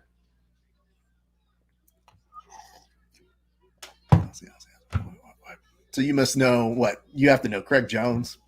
That's just the way it works. Anybody who's from Australia, we just figure like, yeah, you guys all know each other. You guys like what? Have a kangaroo or something? I don't know. I can't think of any more stereotypes, so I'll just leave you alone. Thank you very much for liking our show. We welcome you to our broadcast. And we now are completely done. Commercial break. We will find out who wins. How do you guys have it scored? Are you like, Chase, did you have it at 1 apiece? And then we're going to find out maybe that Fili is the one that ends up winning. Do you have it a different way? Throw them at the comment section quickly before it comes back on. Because if you do it after, it just doesn't count. We have a lot of people who vote after fights go. So they will literally vote after the result of the fight is already up. And it just makes me always think, like, who the fuck? No, you don't get to do that. And I take names, and I know exactly who does it. So don't act like you're above it or you don't try it. Because never forgets. Let me see. Fili just used the Gordon Ryan turtle attack. Nice pickup there. Did you buy the Gordon Ryan DVD? Or is that just from his competition style that you're picking up from? Because if that's the case, props to you, dude. That's a good insight. Really, really good way of looking at that. If not, then you bought the DVD, and that's just as cool too. I'd love to hear what you think of it. I see all the time BJJ Fanatics is always like, Fili 2-1. Good for you, sir. I agree with your assessment. Yeah, BJJ Fanatics keeps putting up all these like posts that are like, hey, get our new thing. We've got a sale on this. And I'm always like, bro, all of us are in COVID right now. Who the fuck is just sitting on a throne of money? Here's the stats that I wanted to talk about. Andre Fili was in the red. So he was actually less on strikes in the first round. The second round, he was ahead. This will be a close decision. Here we come back with it. And you do have the winner by split decision 1, Andre Touchy Fili. Yes, sir, from the DVD. Good for you, man. Did you buy it before the pandemic, or did you just like have flush money that you're just like, I'm going to make it rain? But I love the insight. That's really good for you to be able to spot that. It's a good control. I loved how I saw he was able to control a little bit of the wrist. That's something I try to do a little bit in what I'm doing there. It's the follow through that's always hard, especially when you got somebody who's just like really wiry and cagey. It's excellent. Gordon is a great teacher. Absolutely. Gordon teaches his stuff very well. I've attended his seminars. He is a very, very solid instructor. So absolutely good stuff on that side. All right. Listen, I don't know how much energy I got 3%. Okay. Here's what I got for you guys. This thing is about to die. It's only got 3% left. So I'm going to make the impassioned appeal that you guys join us on at Grappling Hour on every other version of a streaming service. Touchy Fili has a weird dance that he does that's like a bird, and I can't deal with it. You're not part of the time. You don't get to do the bird. So I'd encourage you before, got it when it came out because I was focusing on turtle attacks. That's dope, dude. Your game must be really solid from there. If I could remember what turtle was like, I'd like to go back to trying to do it. but it's been 84 years since I've done jiu-jitsu. So hopefully when it comes back to the real world, I can get back to rolling and doing that. The Jourdan Jitsu, everybody who watches on this side, we encourage you to come on over, join us at Grappling Hour on Facebook, YouTube, Periscope, and Twitch. All of those. Join us over there. Love you guys. See you in a bit. All right. Back to you guys. You know you're my favorites. You know I love you more than everybody else. I just can't tell Instagram because they're my babies. They're my people too. So what do I have for you guys? Yes, we have the result. Andre Fili, Jourdain, they are interviewing him right now. I want to hear about his hand if it really was affected. You know, Fili's saying that he didn't perform as well as he thought he could have. He has 9 wins in the UFC featherweight category.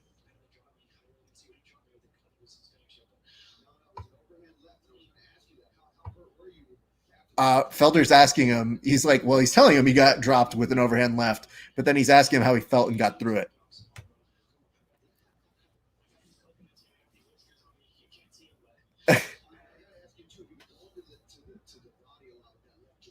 So he's also asking about the left body kick that he was throwing throughout, trying to get some more into this. So I'm going to go ahead and post that for you guys who are watching on Instagram just to remind you on where to go.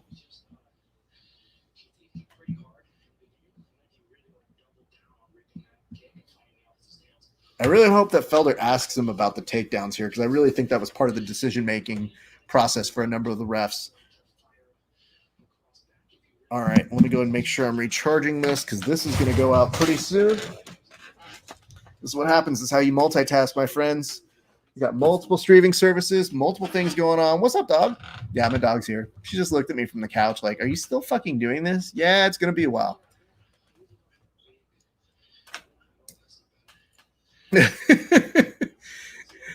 While watching the wrestling highlights of it, he goes, I don't usually have a big, ooh, that's pretty good though.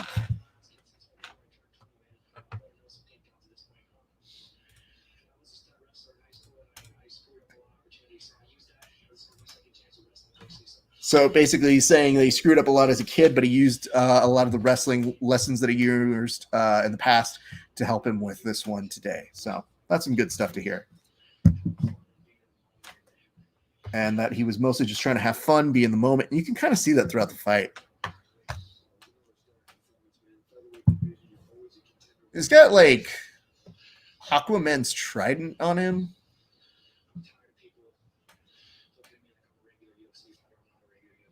Got it. He is now concluding this by saying he's tired of people looking at him as a regular UFC fighter. He's a real UFC fighter. We live very different lives. That's all I can say on that one.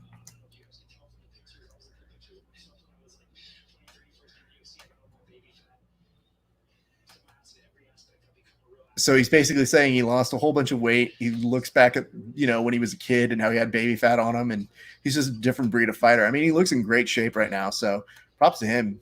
He probably is in a much better place. John Torres says, Fili might have the best tattoos in the UFC. That's interesting. Honestly, dude, I'm not smart enough to tell the best tattoos. I can just tell you kind of what I prefer. But I've seen a number of tattoo artists that have not done good tattoos in the UFC, and that always makes me a little bit sad. So thank you very much for that comment, John Torres. Do you guys have anybody that you think is a better tattoo canvas? Because if so, tell me. I just know as somebody who doesn't have tattoos, it's very difficult for me to tell people who have tattoos, like, yo, this guy's really good. And they're like, bro, you don't know. So there is that. All right, let's hit some reminders. If you're not joining us, what's wrong with you? Join us on all of our social media grappling hour that you can. We do these pretty much all the time. We're trying to be consistently on for as many events as possible. I can't promise you we'll be on for every single one of them, but we've had a very good string of the. This is the comment that just says, not Brock. No, I guess the question is, why would you say not Brock? Well, let me go see if I can find out something that might tell us a little bit more about why not Brock. So let me see. Brock Lesnar. Tattoo. What could possibly make you think that Brock Lesnar has terrible tattoos? Is it this, which is kind of an attempt at a dream maker? Is it the fact that he had this weird thing going on over here? That's a better one. Look at that. I'm trying to make it full screen, but it has to stay on this page. I can't go off this page. I love that it's tattoo artist reacts to Brock Lesnar's tattoos, which is absolute genius. But yeah, no, Brock Lesnar, all of these tattoos that he got, I think the story was he got a grenade, and then he noticed that the grenade was being called a giant penis, which if you're Brock Lesnar, I think is bad for business. So then he decided to make a giant sword out of it. So it's only more hilarious the more you look at it. But yes, that is Brock Lesnar's attempt at having tattoos. You're right. I don't know a lot about tattoos, but I know those are bad. So I'm glad we can all be in agreement on that. His sword tattoo is atrocious. Yeah, no shit, dude. It's really bad. Sorry, I just saw the playback of it. It still makes me laugh. It's never been a dude that's been probably more proud of being like, dude, look at my tattoo. Isn't it so cool? And they're like, dude, it's a dick. You got like a penis on there, bro. No, it's not a dick. It's a grenade. Okay, well, no, it's a dick, dude. So you got a penis on your chest, man. Good stuff. Good for you. I mean, hey, if it makes you happy, then do it. But you got a penis on there.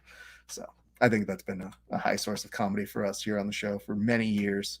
But yeah, when I used to watch fights with a couple of my friends, we used to joke that you should really, there should be like a wife telecast that walks you through the different tattoos. So it'd be like a picture-in-picture of a UFC that's geared specifically toward females who are only watching because their spouse is watching it. And it would just be like, oh my God, their tattoos are great and amazing, Because let's face it, whenever you go to watch a fight, there are definitely the females who are practitioners and love our sport. And then there's the spouses. And this is for dudes and ladies, but the ladies who get pulled in who don't care about fights, they'll be like, oh, his hair's kind of cool. And they'll be like, well, listen, you're going to probably fall in love with, what is it? The Disney Prince, Alan Jourdan. Yeah, of course. You're not going to be surprised if he has really great hair. He's a Versace model. Jesus. What's up, BJ Johnson? We're going to remind you guys, if you haven't done so already, give us a share, give us a like. And if you do, we give you cheers on air. That's as easy as we do it. We try to make things as fun as possible. And yes, we make sure to give you guys all the props you deserve because you are what makes this show great. So if you have questions, comments, concerns, hints, allegations, throw them our way. We are watching the UFC fights with you tonight. My name is Rafa Esparza, your very, very friendly neighborhood BJJ podcaster, walking you through all the action tonight. So far, it's been pretty good. We've watched Jits Kings together. We had a great time doing that. They were in and out. I actually have to give them a lot of respect. They started their event at 3:20 Best Coast time, and they were done at about the time we switched over at about 6:30. So it was almost like 2.5 hours. It's fire, man. I had a lot of fun on those matches. I will have a lot of fun going back to watch how they progressed and who did what. But it was a really, really, really stellar night for fights and jiu-jitsu fans all over the place. So hopefully we are doing our best to bring you guys and integrate you guys into the action that is happening this evening. Also, I'll take your questions in between fights. We have another one coming up very shortly. Let me go ahead and see who's coming up next on the docket. We're going to have Charles Rosa versus Kevin Aguilar. So we've still got, let me see here. Yep, 3 fights left on this. Charles Rosa versus Kevin Aguilar, Carl Robinson versus Marvin Vittori, and Jessica I versus Cynthia Calvillo, depending on how ethnic you are. Those are the 3 that are left this evening. You'll probably see them vamp, which is industry code for stall, as they now have to make up for some lost time, and they'll probably pay some bills with some commercials. In the meantime, I'm happy to answer any questions you guys got from me. It says, I haven't watched Jits Kings yet. Was it clear what happened with Josh LeDuc? Let me go ahead and tell you what did happen. We talked with Josh at the top of this broadcast, and he essentially said this. He was a little not happy with the favoritism that tends to go with non-Brazilian folk. and he let one of the referees know. And apparently he and the referee have had words before, which shocking. But yeah, that was kind of his explanation of it. And to his credit, you know, he's a manager for John Combs, so he wants to make sure that John Combs gets a fair shake in the whole deal.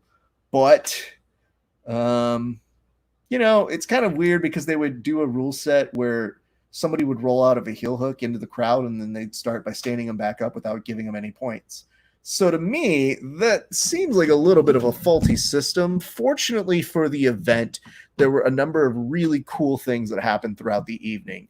So Josh came on our show, told us he got into a little bit of an argument when Taza, who he was just kind of a supporter of, wasn't even really a coach for, he was supporting him and saying, hey, man, you're really screwing Taza over in so many words.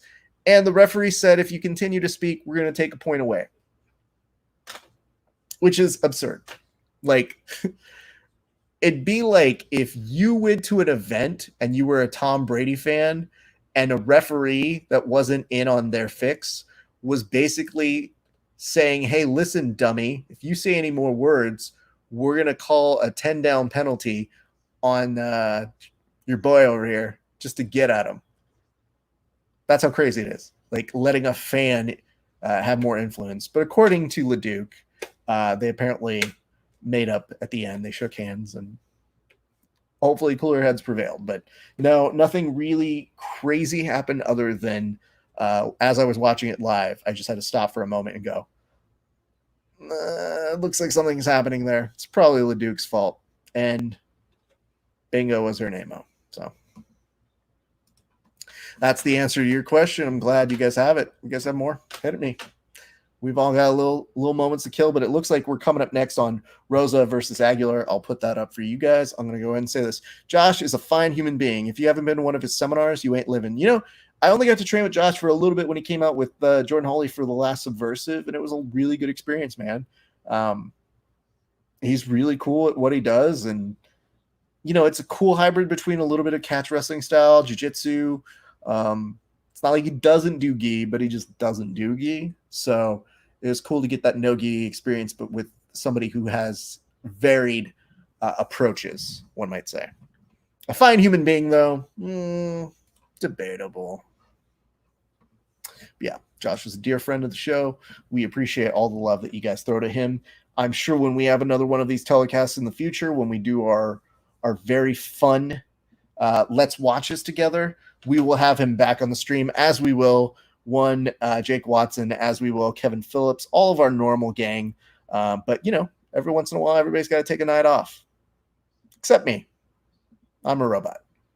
And even then, we still had Jake talk to us tonight. We had Jake talk to us, and then who else did we have join us? We also had Leduc.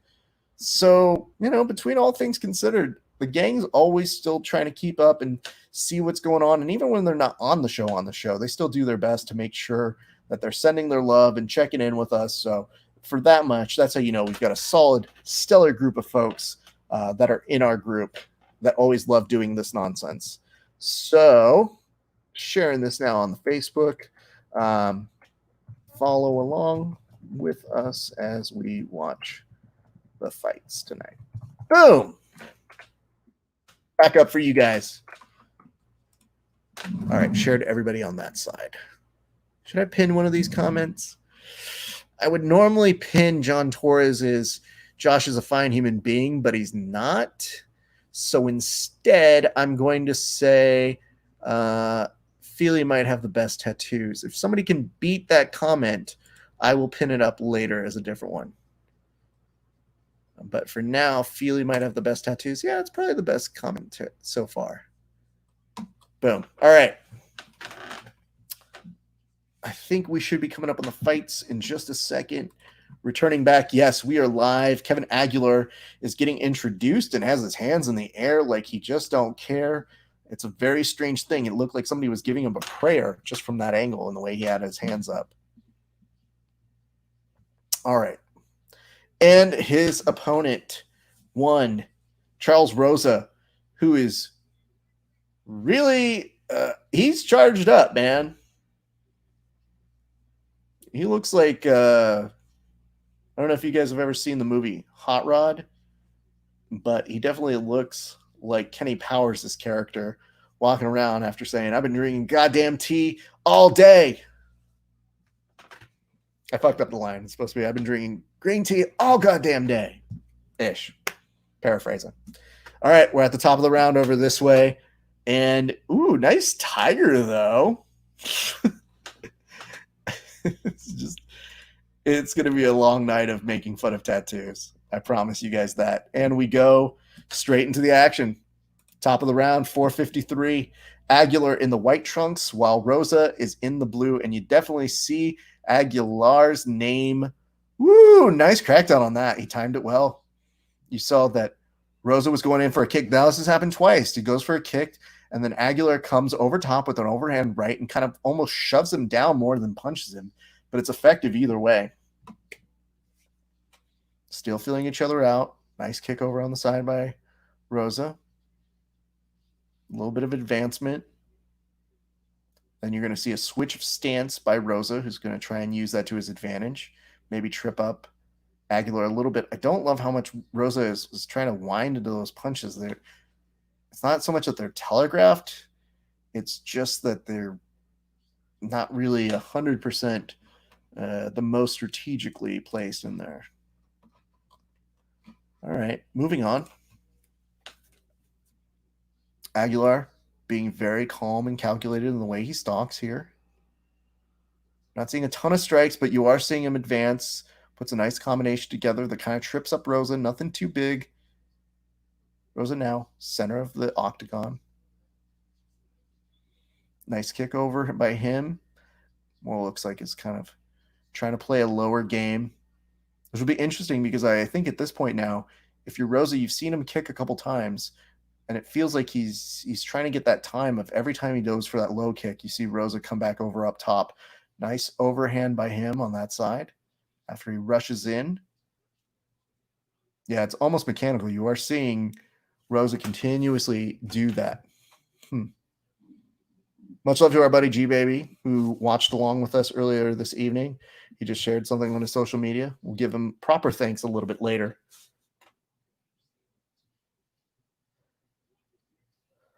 I mean, there's not a ton of exchanges that are happening in this round thus far in, but I would say even though there's not a ton of action, you are seeing Aguilar just stay very calm and persistent as this fight's going on thus far in.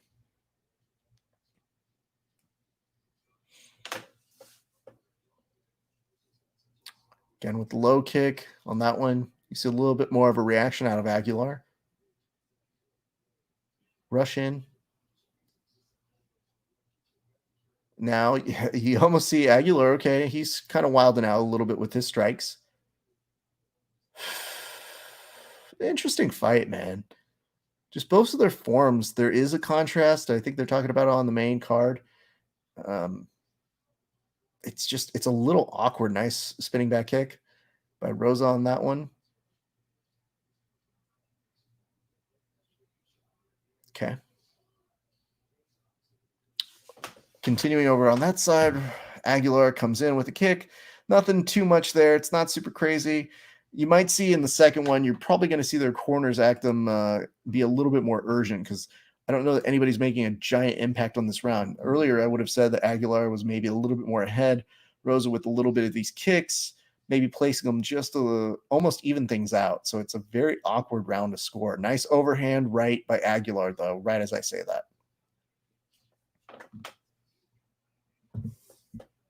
Great jab.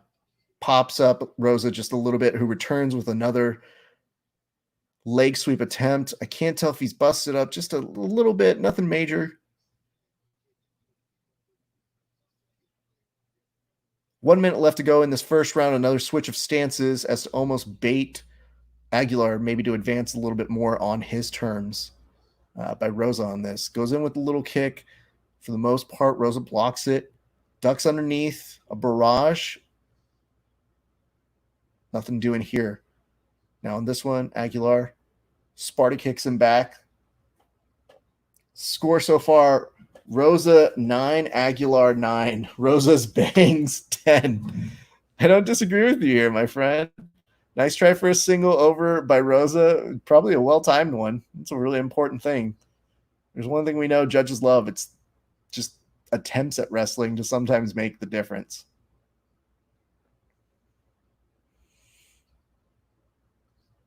Mm.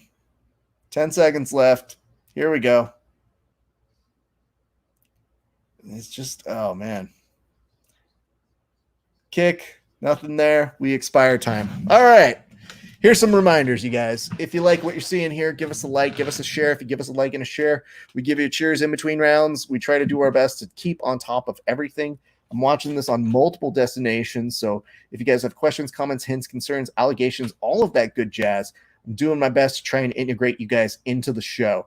So don't just feel like, it's just me talking. You guys are part of the conversation. You get hilarious shit like score so far. Rosa 9, Aguilar 9, Rosa's Bangs 10. Listen, those are good jokes. If you got good jokes, we're going to say them during the show. And I can't tell you what it is. It says, I don't know why. My Instagram is showing me a tweet from Ariel Hawani talking about Cody Stamen right now. And I'm like, that was like a bit ago. You guys need to be better at telling me what's going on, Twitter. Jesus Christ. All right. What else do I have for you guys? That is clearly going on that side. I'm going to get an update for you guys. We are going to start the top of the second in just a moment. But my thanks to you all for watching this far in. Having a great time with y'all thus far on a wonderful Saturday night. And I hope you're having a good one too. 5 minutes right now. It says Aguilar minus 360 live wagering end of round 1. Other comments include, don't understand the live line at all here, plus 270 for Rosa. Who the hell's reading half these things? I love hearing people who make their bet adjustments in between rounds. It always makes me laugh because sometimes you'll see those lines and you'll be like, I got to gobble this up very quickly. So thanks to everybody who's watching over on Periscope. We love you guys too. Send us a note. Send us some hearts. We appreciate so hard when you guys do tune in and join us every single week. Nice return by Aguilar. I like it. This is a very strange fight. It almost feels like you're watching someone control both of these fighters with like an old joystick from a video game, a Superman punch attempt by Aguilar that just kind of barely misses the mark. Tepid return by Rosa. I think what's happening here is you're seeing Aguilar, whose corner said, like, listen, don't overrush what you're doing here, but you might want to add a little bit more power to what you're doing because we'd like to end this guy and call it a night sooner than later. And I think Rosa's adjustments thus far in have mostly been be a little bit better on your evade. Keep your distance. Don't let him get on the inside continuously. If I were guessing. Not a striking coach, though. 3 minutes left. I'm going to go ahead and see if I can find something interesting for you guys. I would love to see if you guys ever see the mid-round strikes. I would be interested in that for this particular fight, if only in the sense that we're getting to that exact halfway point of it. And I would say my own biases would say that Aguilar is ahead just based on his ability to counter some of these things and his clear shots. I can't tell you with any certainty that he should win this, though. It's not like I'd stand my ground and say, like, yeah, he better win this. I'd just be like, sure. I hope he does. Of course, Kevin Aguilar is a mixed martial arts, fought for LFA for a number of fights. His last fight was the Felder versus Hooker card in February, back when we remembered a world where people could do that sort of a thing. And you do hear on the main broadcast Felder saying they've got to do something. I would agree. There's always a certain polite understanding we try to have when we're commentating fights of understanding the difficulty of being a good fighter. But there are some ones that just don't get super exciting. And this might just be one of those times where we say, yeah, okay, maybe this isn't a super exciting one. So we're just going to do our best to kind of work around it and, live through it, one might say. So yes, just to let you guys know, hopefully the streaming quality isn't getting super garbagey, because on one of my streaming services, it is looking a little rough. So I apologize if the quality of the video is coming down just a little bit, but thank you. Biggest adjustment, Rosa put his bangs up. I would agree with that, man. I just like when the commentators kind of feel the same way I do, because at the very least, if you're a former fighter and you're saying it, I don't feel as bad when I say, not my favorite fight. Especially in a fight night that's just been hot fire most of the night long. If you guys get the chance and you didn't see the prelims earlier, go back and watch those earlier fights. They were something to behold. They were so fucking good. All right. As you hear my dog snore, it has put her to sleep, so not the best. Yeah, we're coming on the end of the second here, and not super great. Okay, nice kick by Rosa, switch of stance by Aguilar, who comes in with another Superman punch, and now they're just kind of throwing. It kind of looks like one of my family get-togethers whenever you got a little too drunk. Ooh, okay, that was nice. I like that Rosa read that when you saw a little bit of a disoriented Aguilar. Looked like for a split second, Rosa was going back to his corner holding his head. I wouldn't look too much into that, but that's what you got going on. To everybody watching, thank you again. Our eternal thanks. We love when you guys show up. You know how much we love doing these things, and you guys are a big reason why. The main reason, actually. If you give us a like and a share, we always give you a cheers on air, so we do our best to make sure you guys are part of the show. And, most people say, don't at me. At me. Not afraid to have you guys included as part of the grandness and the greatness of our show. Let me go ahead and see what we've got going on our social media as well, because we've given some notes on some of the social, so that way we can integrate them. Any comments, questions, hints, concerns, allegations. We have some people watching in. Our thanks to Karen Mills and Anthony Diaz Jr., who were watching us over on the, I believe, Periscope earlier tonight. This is going to continue to rock on. We've got 2 more fights after this, so don't go anywhere. And it's not my fault this fight wasn't good. We still got 1 more round. Let's all collectively pull together our goodwill.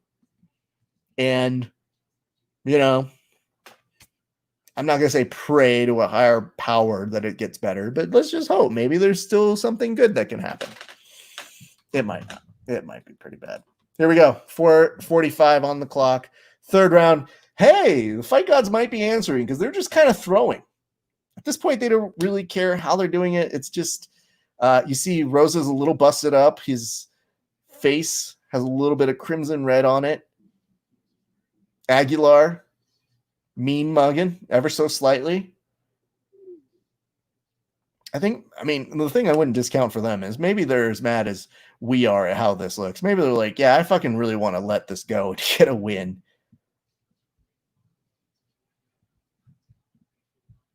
So, Aguilar putting it together.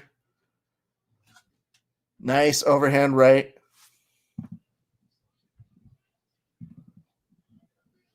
And just going that. Awesome. Sending a note over back to my wife, who will be bringing me food. Bless her soul. Appreciate that, you guys.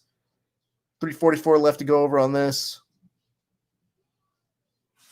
I'm going to go ahead and check you guys for your notes. It looks like we got somebody else who sent something to us. Oh, look at you, John Torres. You didn't like this stream yet. All right, well, I'm going to give you a cheers in just a second. I just kind of want to make sure I'm not missing any action. Oh, wait, it's not happening. Hey, John Torres, this goes out to you, bud. You've had the funniest comments of the stream so far. I don't know if somebody's going to beat you, if I'm being honest. So I'm just going to cheers in advance, kind of like a down payment on saying, hey, this cheers goes to you for having the funniest comments of the night. Cheers to you, John Torres. Hey, John Torres, you should just tell people you're related to JT Torres. See how that plays out. ADCC champ, those times. Why not? Whew, okay. This is an ugly fight, but we're going to see the end of it. So it's kind of one of those fights that you go, yeah, this is what we get. This is what we get for wanting crazy fights and fighters to just go with very little camp. They now have an inside of Rosa's corner. Do any of you have this scored? Because I would love to hear some of you make an impassioned appeal for how you'd like to score this fight. I literally, I think I'm going to leave it up to the fans. Because I'm not even going to score it. I'm just going to say whatever you guys go, I'll go along with.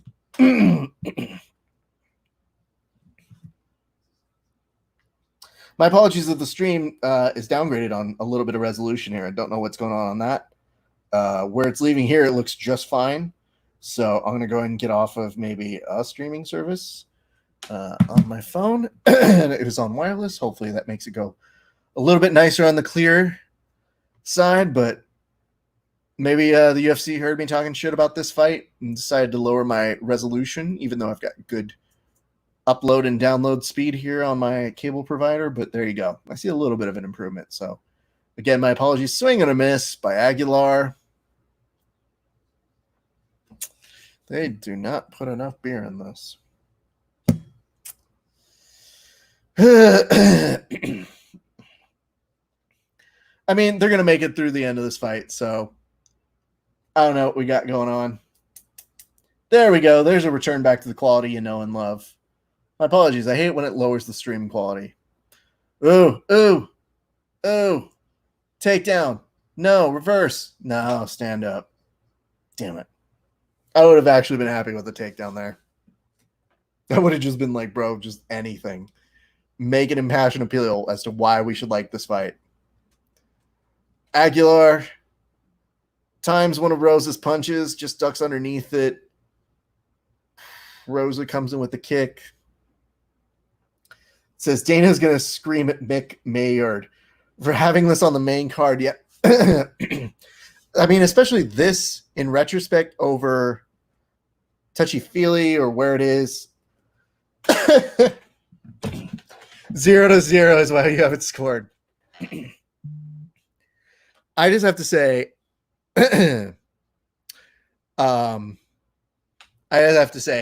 I think you guys are in a very similar place on this, and it makes me feel very good to know I wasn't just making fun of something for no reason. Just not my favorite fight. This is a hockey score. 2-1 Aguilar? Great question. Don't know. So I'm seeing the replay of it on my ESPN on my TV, and my face just is reacting how it's reacting to it. So I apologize. I can't change it.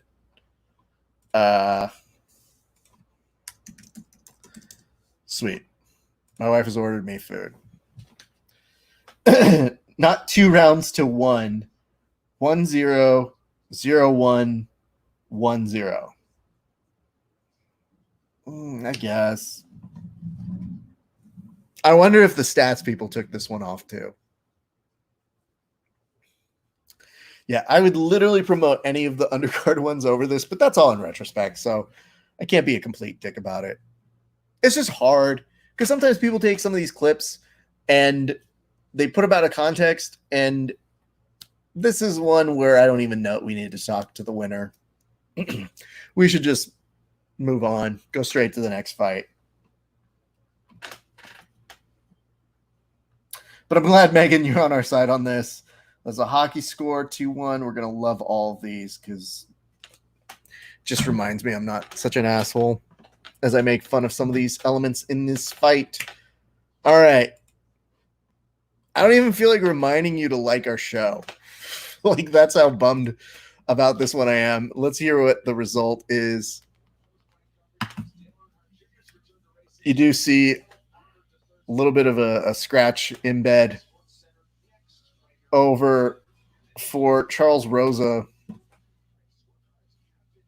Okay, sure. Yeah, okay. I'm not. Whatever.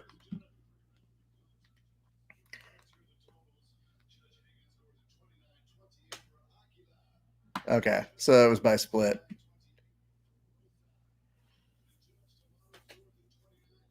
And it was 29-28 splits. Oh, God, just weird. Okay. Do you guys have like a palate cleanser? Do you have like a picture of a kitten you could send me so that I'd like kind of get that taste out of my mouth? Look at this kid. He's so happy. Good for him. I wish I could be more something about it, but I'm not. No, I'm happy for him. That's where I'm at. I'm just, especially if, again, 4 other things I would highly tell you to go watch. I would tell you to watch the Agapova submission finish. I would tell you to watch the Julia or the Tyson or the Christian Aguilera finishes. Those were so money. I don't even know that I've given enough credit to our good friend Christian Aguilera, that tonight was his UFC debut. He started off the show in grand fashion. I have such appreciation for him. That dude is a grinder. He is tough as fuck. And just good people. So definitely would tell you guys, I definitely appreciate it. If you would continue liking us. See, now I'm back. If you like what you see, give us a like and a share. And if you do those things, we'll give you a cheers on air. If you're not following us at Grappling Hour, what's wrong with you? It's just mean. We have a lot of other things we do, like interviews and fun stuff like that. So don't just get it twisted. This isn't the only thing we do. We got a lot of other sides to us, okay, people? We're versatile. Yikes, fight statistics, 30-36 for Aguilar in his favor, 10 body strikes to 24, and then the leg strikes. By this barometer, I still feel like you could make the argument Aguilar was better, but I guess perception of power is maybe what it came down to. Or just maybe, you know what, the referees could have, or the judges just could have taken this one off. I don't think I would hate them. This is one I say if you just slept through it, you're good. All good.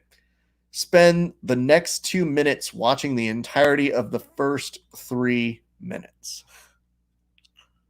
Yeah. I mean, that's where we're at. So, he's going to be interviewed.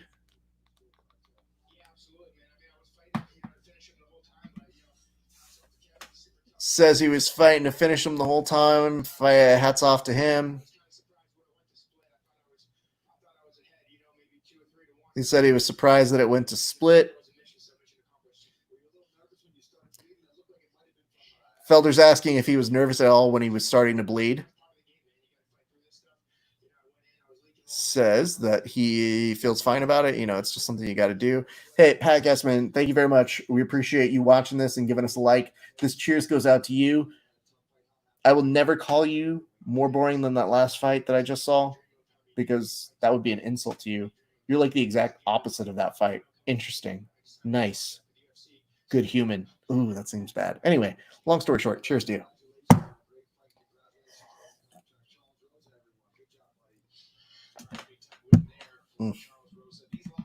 I feel bad. This is just not going to sit my soul well. Felder looks like a Muppet. Well, yeah, definitely. I mean, that's one way of saying somebody has their arm up his ass to make his words go. I don't know. Felder's a nice enough guy. I just feel bad that he's like the current fighter right now, because DC's already in like vacation land. But like he's the current fighter that they have going on. And Dom just kind of like guest fights at this point. But the reason why I say it is because that dude never looks like he wants to entertain anybody's fight call out, because he's so high up in the rankings that everybody goes, yeah, I've seen you fight. I want one of those chances. And you go, no. What's up, Giancarlos? Good to see you joining us again. Pleased that you were able to play along with us. Jourdan Jitsu, thank God you're here. And here's the reason why I say thank God. I don't mind doing these telecasts on my own. I really don't. They're fun. They're fine. But the reason why I'm saying thank God is you have shown up at a time when they just had one of the most boring fights there ever was to have on the UFC. Not saying of all time, just saying to walk people through and to try and make them feel entertained. So, ladies and gentlemen, please welcome back Jourdan Peitzman, Jourdan Jitsu, a.k.a. Jourdan Jitsu doesn't work. Jourdan, how are you, sir? I am very well. And yourself, Raph? Struggling after that last fight. Was I've it been having a bad? blast up until there.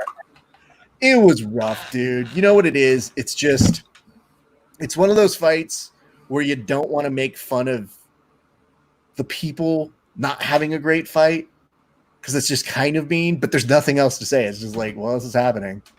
So, Well, then it looks like I came in at the perfect time. you really did. And honestly, I was in a place of just looking at this fight and going like, I don't know how I can make this interesting. I really like, I'm pretty good at doing this stuff and holding it down, and even doing it solo is just something you get used to as a professional, but that was blah. So anyway, that's what I got. Difficult to do a solo broadcast if the fight's boring. Solo's not bad. Yeah, until when it's boring. Fights happen that are both boring and that you don't want to be an absolute asshole to, because anybody can literally say and watch these fights and go, these guys suck. But it's like, I don't know, maybe they're just having an off night, or maybe we just put them at the wrong part of the card, or maybe they knew that putting them there would be sandwiched into some other fights around it. But I couldn't help but feel like, oh my God, this is my misery. They looked like they had some damage though. Like a little bit of damage. Nothing super crazy. Obviously you had I believe it was Charles Rosa who took a little bit of damage and had a little temple that got scraped up, but nothing too great. How do you feel? Did you get all like rested? Did you have food? What did you do? Yeah, I got back here. I took a shower, got a little bit of food in me, and then took me a while to get my computer started. My camera wasn't working, so I had to restart it. And then, of course, there was a bunch of updates. So it took me a little longer to get back in here than I initially planned on, but here it is. Appreciate that. That's good, man. I'm liking the fact, I take you saw my discussion with one Josh LeDuc. I saw a little bit of it. Yeah, I saw the first few minutes, and then I was on the interstate, so I went ahead and shut it off. No problem. You're a safe, responsible driver. I appreciate you watching nonetheless. Did you understand why Josh would insert himself? Just basically because you're so out of context on all of this sort of stuff that I couldn't help but think like, everybody's just asking like, what did Josh do? What did he do exactly? I just heard that it was like a referee that he had a previous interaction with. Yeah, I guess he was just trying to take up on the defensive because he was seeing that the referee was being a little shaky tonight. And he's like, hey, bud, could you, not screw over Ali Taza, who's not even one of my guys? I just don't want you to fucking screw him over. And the ref, recognizing it's Josh because, he's kind of noticeable and stands out, literally told him that he was going to take a point away from Taza, even though he has nothing to do with Taza. What the fuck? Yeah, it's really weird. Get that guy out of refereeing. Florida, a little bit too much of an ego. Florida plays its own rules, my friend. I guess. So, props to them. We're coming up on the co-main event right now. This is Carl Robertson versus Marvin Vettori, and Marvin is coming out flag draped over, Italian, and this has some heat on it, dude. This is a catchweight fight, and the two of them did not seem happy with each other. Did one of the guys miss weight? Oh yeah. And how much? Let me double check for you. It wasn't a great one. Yep, that's what I thought. Do you know what the normal weight classes are? Yes, of course I do. Okay. So let's say 185. That's the weight class, right? Yep. He came in at 190.5. Ooh, yikes. That's a big one. Vettori? Was it Vettori or Roberson? I would guess Vettori based on the way he looks right now. That's a great question, because for me right now, I look at Vettori and I don't want to insinuate anything. I think it was him actually, but he definitely looks like a big boy who got fed. You know what I mean? Like, yeah, absolutely. I'm not worried about if he's eaten or not. But on the converse side, yesterday when they had the missed weight for the main event, I think it was it Jessica I did she miss the weight yesterday? Yeah, it was by like a quarter pound she missed. When she missed the weight and then she was like looking real shaky afterwards, that concerned me. Yeah, she looked like she was about to fall over. kind of heard like a little snippet of audio where she's like, "I don't think I can stand, guys. I'm sorry." And I was like, "That's not good." Like she looked really shaky on the scale. I gotta be honest with you, dude. I made a meme of it, and I didn't feel super great about it until I was like, I'm not making fun of that. But I went through like a little bit of a, all right, just don't make fun of her as much as what it looks like, because she had these eyes that were just peering out underneath it that I thought, oh my god, that looks terrible. Some evil eyes, if you will. Yes. So I can tell you, we have a note here from John Torres that says Robinson missed weight before he dropped out the last time they were supposed to fight. Oh wow! And then Vettori missed weight this time. Let me double check that. It might. I think actually no. Upon further inspection, it might actually be Robinson that lost the weight. Oh really? Yeah, I'm gonna go do a double check on this one because there were so many names that missed weight yesterday. I just assumed half of the card. Must be struggling. Yeah, well, they probably don't have access to all their normal facilities and stuff, I guess, maybe people are just like, fuck it. Yeah, it's Rona time. Thank you very much for that, John Torres. Appreciate you letting us know. Yes, oh man, what was it? He fought for a whole bunch of times, dude. This is a crazy ass fucking like history on his fight card. Dude's got. This is really funny. His mixed martial arts record on Wikipedia says he has 1,595 wins. What? Yeah, no, it's clearly a typo. Somebody fucked with it. I think somebody was fucking with it, but it makes me laugh really hard that you see 1,150 by. Let me see if I can pull this up on the share just so you can kind of see it. It's fucking tickling me right now in a way that I didn't expect it to. But yeah, so yeah, Robinson missed the weight. Vettori just looked like he fed. Yep, 186 and 190.5. How bad does that make you feel? How bad does it make me feel?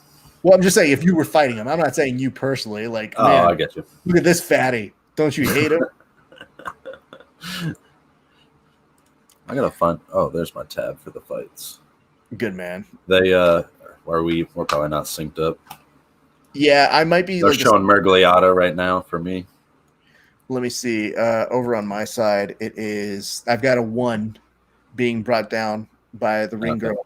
So you're just a couple seconds behind me then. So we're good. I think so. Excellent. Just to bring you attention over here, just so you guys can see it. This is 100% what is on the page. Just so you can see right over there. This is my favorite thing in the world. For Robert, is that Roberson? Yes. So I'll have to see if there's actually some kind of method behind that madness. But we are in the middle of the fight. Here we go. 442 on mine. You might be just a couple seconds ahead of me, but I am perfectly good with that. And we thank you guys for watching this. So right now you've got Vettori over in the green trunks and Robertson in the black trunks. Some of these punches are like swats. Like I'm seeing him block some of these punches with like elbows, dude. Also, I want to give a shout out to one. This is a cheers to, what is that? James Watt or James Wyatt?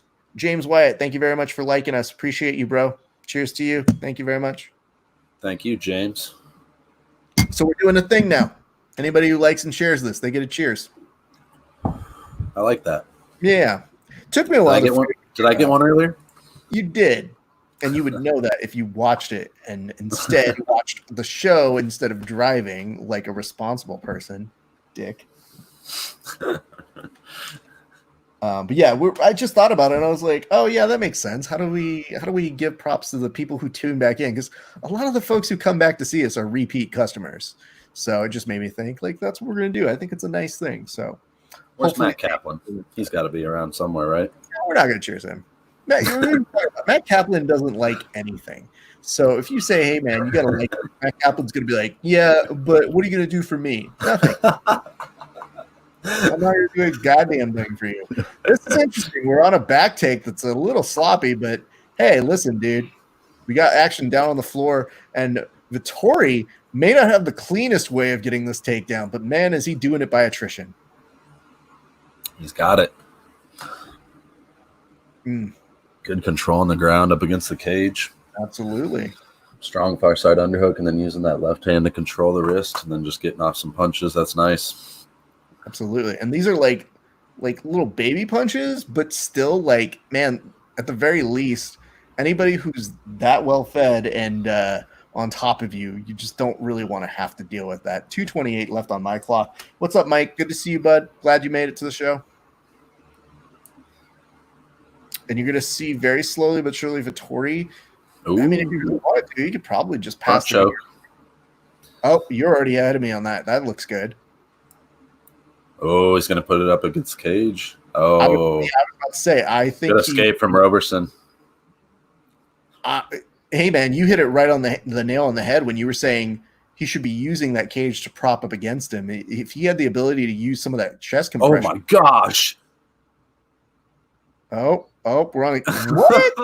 Just fucking Supermaned off the cage to get out of a guillotine. No, that's genius. I want to play that back. That was awesome. I don't hate that in the least. That's fucking amazing. Holy shit, I'm doing that. You know what, Jourdan? When we have our WWE BJJ match, that's 100% making it into the cut. It has to. Oh my god! And a series of punches. Just get brutal.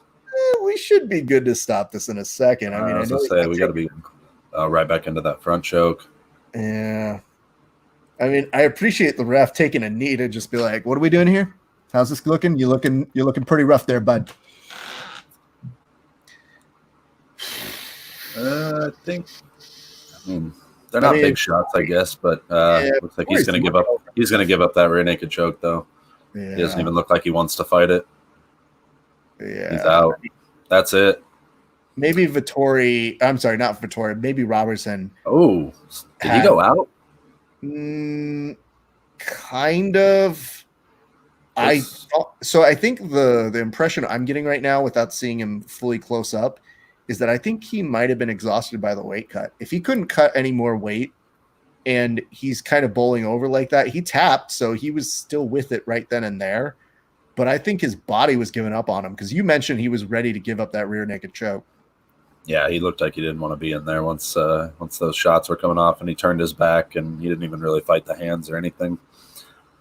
It's just, I mean, it's that exhausted, like, fucking just take it, dude, kind of response that you sometimes see people have. Or, I mean, listen, I've been there, whatever.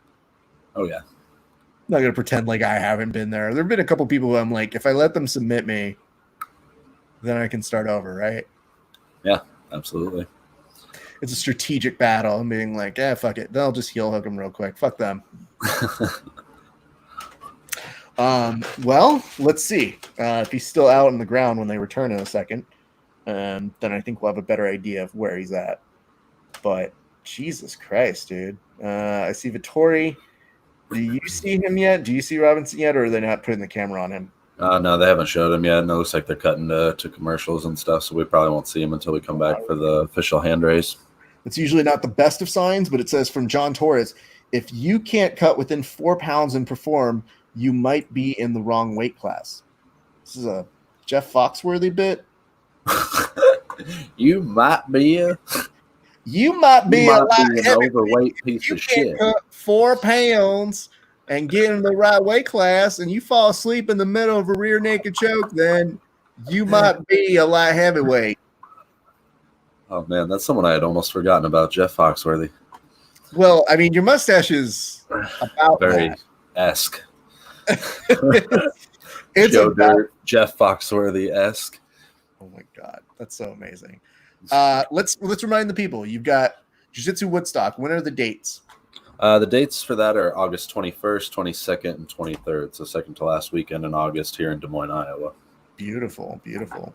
Was there any particular methodology for picking those dates, or was it just like, that seems good?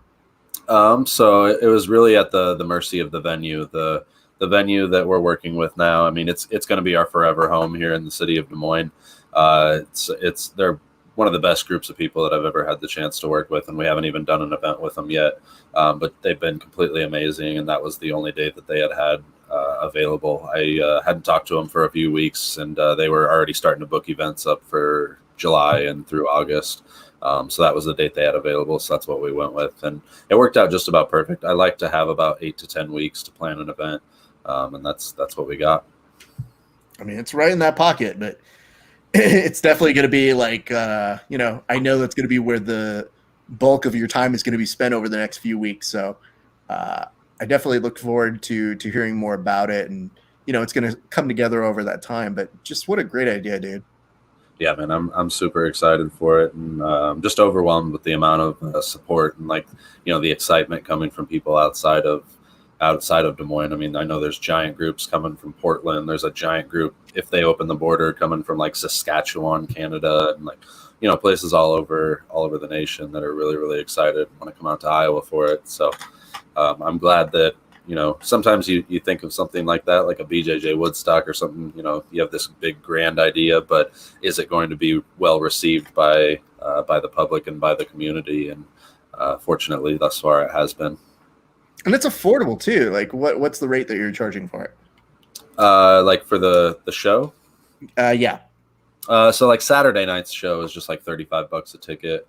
Sunday is going to be a festival, so there's going to be all kinds of jiu-jitsu, wrestling, judo seminars going on. We're going to have people giving classes and demonstrations for yoga, meditation, mindfulness. There's going to be hypnotists there, a sports psychologist, a bunch of different booths and stands and events that you're going to be able to go to on Sunday. So once we set that lineup, that's when I'll kind of release prices and tickets for that. I'm trying to decide, probably somewhere between $75 and $100 for the day, just to have, free reign access to go from one mat to another and check out all these different things. So, and then we also obviously have the open tournament. That's, a gi and no gi round robin tournament for kids, teens, adults, and masters. So, obviously money will come in for the registrations for that to help pay all of the different artists and athletes and performers that we plan to have. That's dope, dude. I'm glad to hear it's gonna, it's in the beginnings, but the best thing to do is to make that into a reality is just to get the planning done. And it already looks like you've got a list of collaborators that are very excited about it as well. Yeah. That's the other thing, is that I've been overwhelmed with the amount of people that want to be involved with it. Just immediately, a lot of people have come in contact with my content lately. And, the second I put that up, there was a number of artists from here in the Des Moines area that said, I'll DJ for free for the whole weekend, or I'll do a performance on Friday night for free if you donate this percentage of the tickets and stuff like that. So it's been really cool to see the Des Moines community come together for it. And then, like I said, on top of that, everybody else from the different cities that wants to come in too. It'll be interesting to see if you get any people who are interested in coming in that have nothing to do with jiu-jitsu or MMA, who are just going to be like, yeah, I want to learn this. And then they're in the first day of a takedown seminar or wrestling seminar. And they're going to be like, oh shit, did they just get thrown? Did they just buy a membership now? Fucking shit, dude. They're going to learn the magic of what we all love so much. Yeah, I think that, because I think, enough people will be drawn in by a lot of the yoga and meditation and that kind of stuff that they might just be like, fuck it, I'm here anyways. I've already paid for my ticket. I might as well go check out some of these martial arts seminars. And I think it's just going to be a good way to get people involved in all the different gyms here. I mean, not everybody's going to end up going to No Coast. That's not really what I have in mind. It's just growing the community as a whole and getting more people involved in it here in our city. And it's kind of what I've been about since day one. It's doing my martial arts. Spreading the gospel of jiu-jitsu, yeah. I think that's one of the benefits. That's one of the things I didn't know that was happening as you were doing your live streams, because I've seen comments that happened in there and it's a mix between you're rock, you're the best, this is awesome, thanks man, this is good coverage, and then people being like, what are you really gonna do with this money? And it's a great mix of the best and the worst of humanity all the time. And, the thing I think that makes me the happiest is that you just kind of do your thing and you respond to them, but you're just kind of here's the receipts. I'm really not that interested in anything other than just donating it. And, don't be a dick is really all I'm asking here, people. I'm not telling you to do the dumb shit you do in your life. Yeah, it's definitely interesting, but the comment section's been a really cool thing to interact with because it's gotten more and more positive over time. I think people go in there and they realize there's no other shitty people to bounce their shitty ideas off of. They just go in there and they kind of get like swarmed with toxic positivity most of the time, and so they're like, fuck this, I'm out of here. So like, you know, we went from like a few thousand viewers locally the first few nights, so now it's leveled out to a couple hundred live viewers at the same time. And I think of that a big part of that is the fact that there's not so much negativity in the comments. You go over to like the local news station and there's just a bunch of like angry old white Republicans fucking going back and forth about who knows what, and you know, that's just not really something you see in my comment section. So it's like, it's almost got a little bit boring, but I'd rather have it that way than a bunch of negative people in there. It's fair. I didn't know that toxic positivity was an actual thing that people say, so I had to go look it up. And there is a definition there. I'm happy to know it's only from February, but I think it's been there for a while. I think what you should do is, if they haven't branded that out yet, you should make that a fucking T-shirt already, sir. And just be That's like, actually a good idea. I might do that. Well, I'll take proceeds, but I would tell you, I think that there's something funny about you wearing that shit that just clears up any questions somebody might have, because honestly, like, it's not just low key, but it's just, you have a very interesting dichotomy in terms of how you carry yourself that might trip up a person that's like, the fuck, man, you think you're just so nice? Yeah. Yeah, that's your thing, and is like, yeah, dude, like I'm just gonna go record this whether you like it or not. And turns out a lot of people want to see it because they keep coming back. Yeah, exactly. And that's I think that's the best way to deal with people like that. Don't give them any of the energy back that they want. They want a little fight. They want the chaos. They want somebody to be like, fuck you, man. And I just don't. Usually, I don't have that in me. Maybe if I'm a little tired or haven't eaten, I might tell you to go fuck yourself. But other than that, I'm usually pretty even keel. I mean, let's put it this way. I've always been known as somebody who has a very even temper, but it's very interesting because I won't talk shit to a number of people, but there are some people that I'm just like, oh, I'm entertained by talking shit to you now.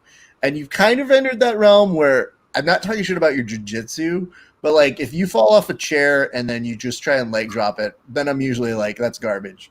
And I just love the fact that like half the time you're like, hey man, like, could you not? And I was like, no, this is going to happen every time you post up one of these. Because I think the worst part was I actually sent, so Kevin Bradley, who was on one of our shows, he bought one of your shirts, which again, they're great. I'm glad he did it.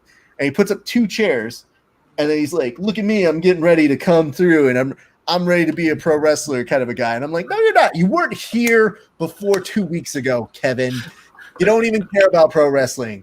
Get out. You're a mid-carder. I send that to him, and he's like, I'm not a mid-carder. I was like, you even sound like a mid-carder talking back to me.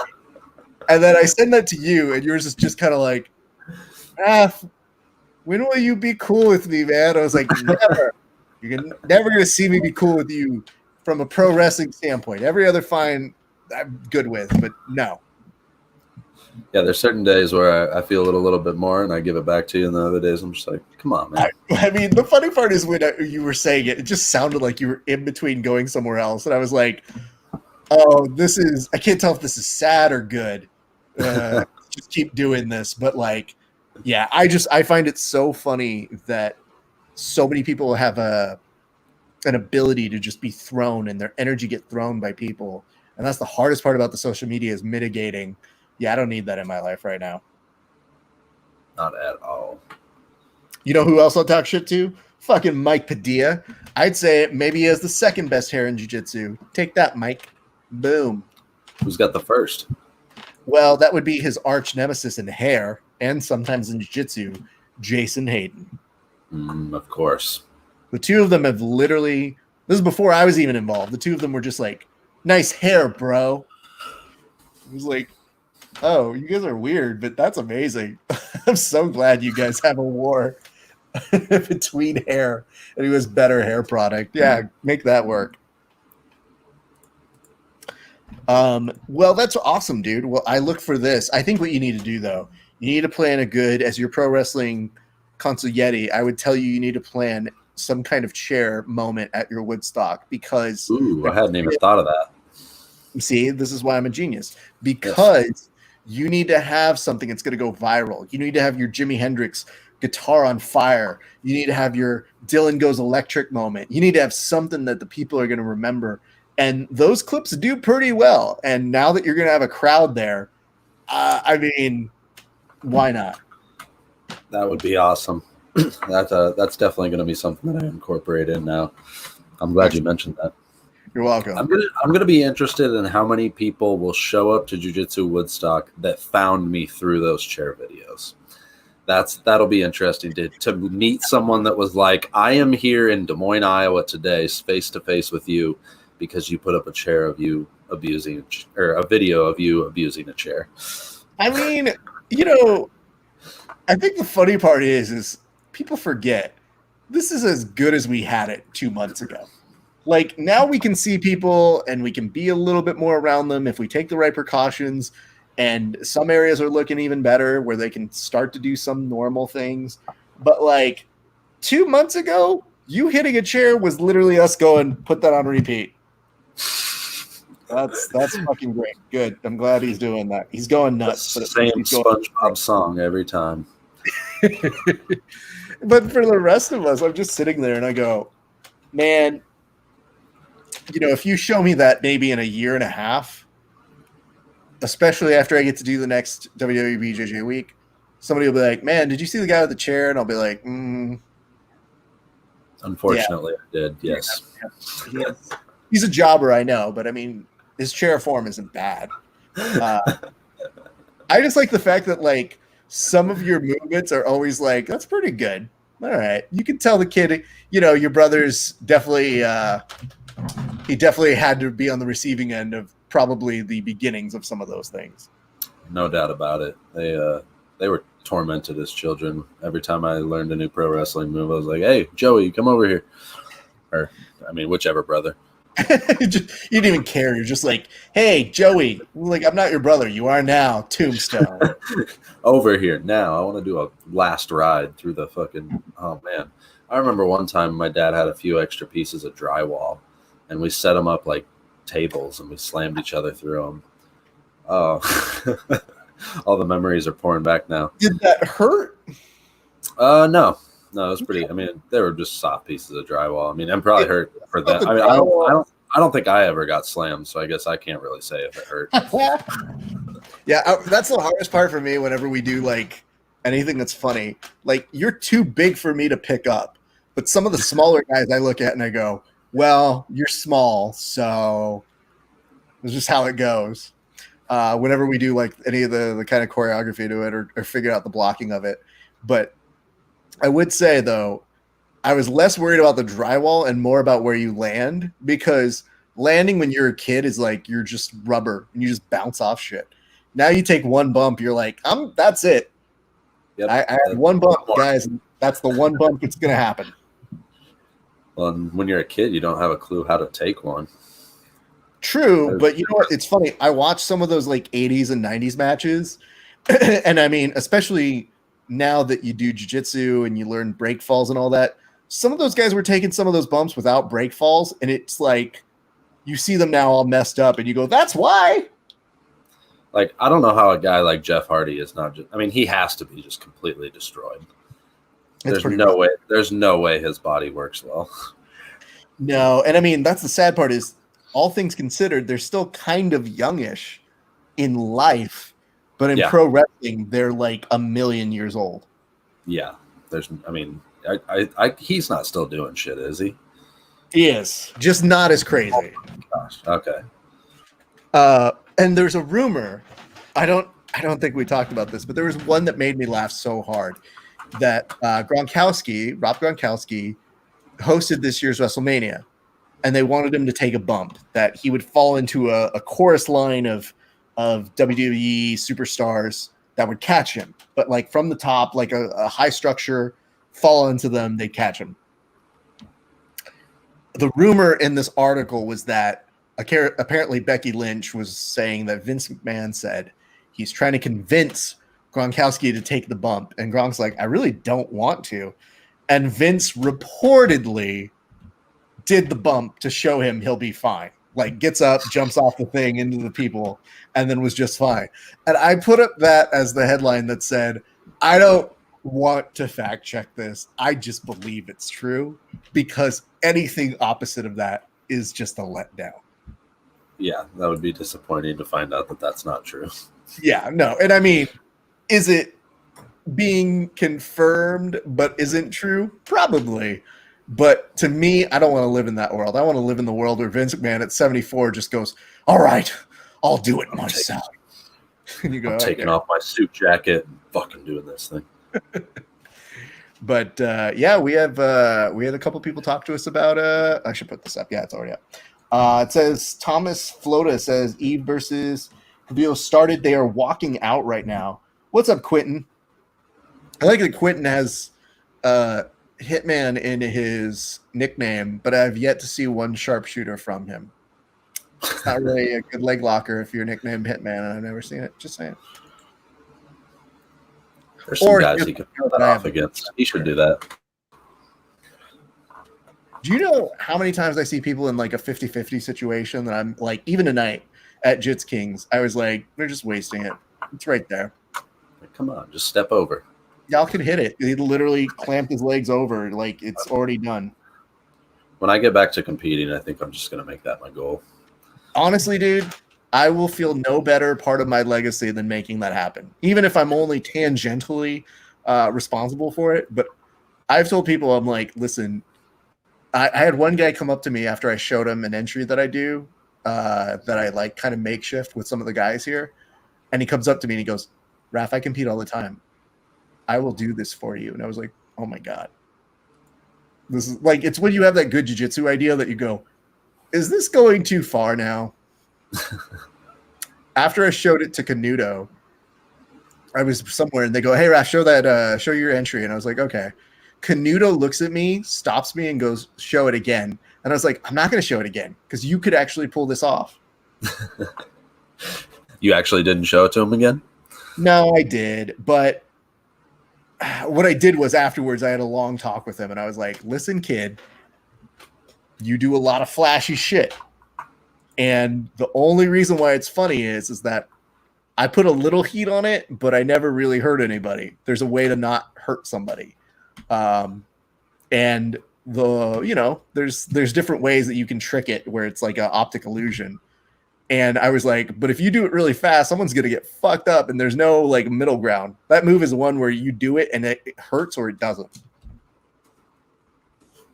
I might have to see this sometime. Oh yeah. I'll show you. It's like, I have multiple every year. It's like my Iron Man suit, in the first Iron Man movies, when they would find a different way to put on the Iron Man suit, that is me every year with the sharpshooter where I go, I got to come up with a different way of doing it.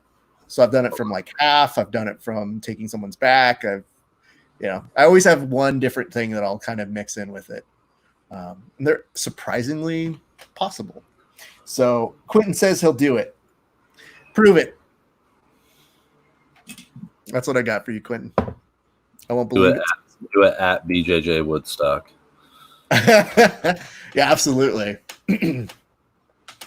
That would be great. That would actually be the only way that I would be a help to you, and how many other great things were to go is that at your highest moment of you hitting a chair, I come and hit you with one as penance for doing that. Being like, this is what the chair feels like, man. So let me see over this way. We've got a couple comments.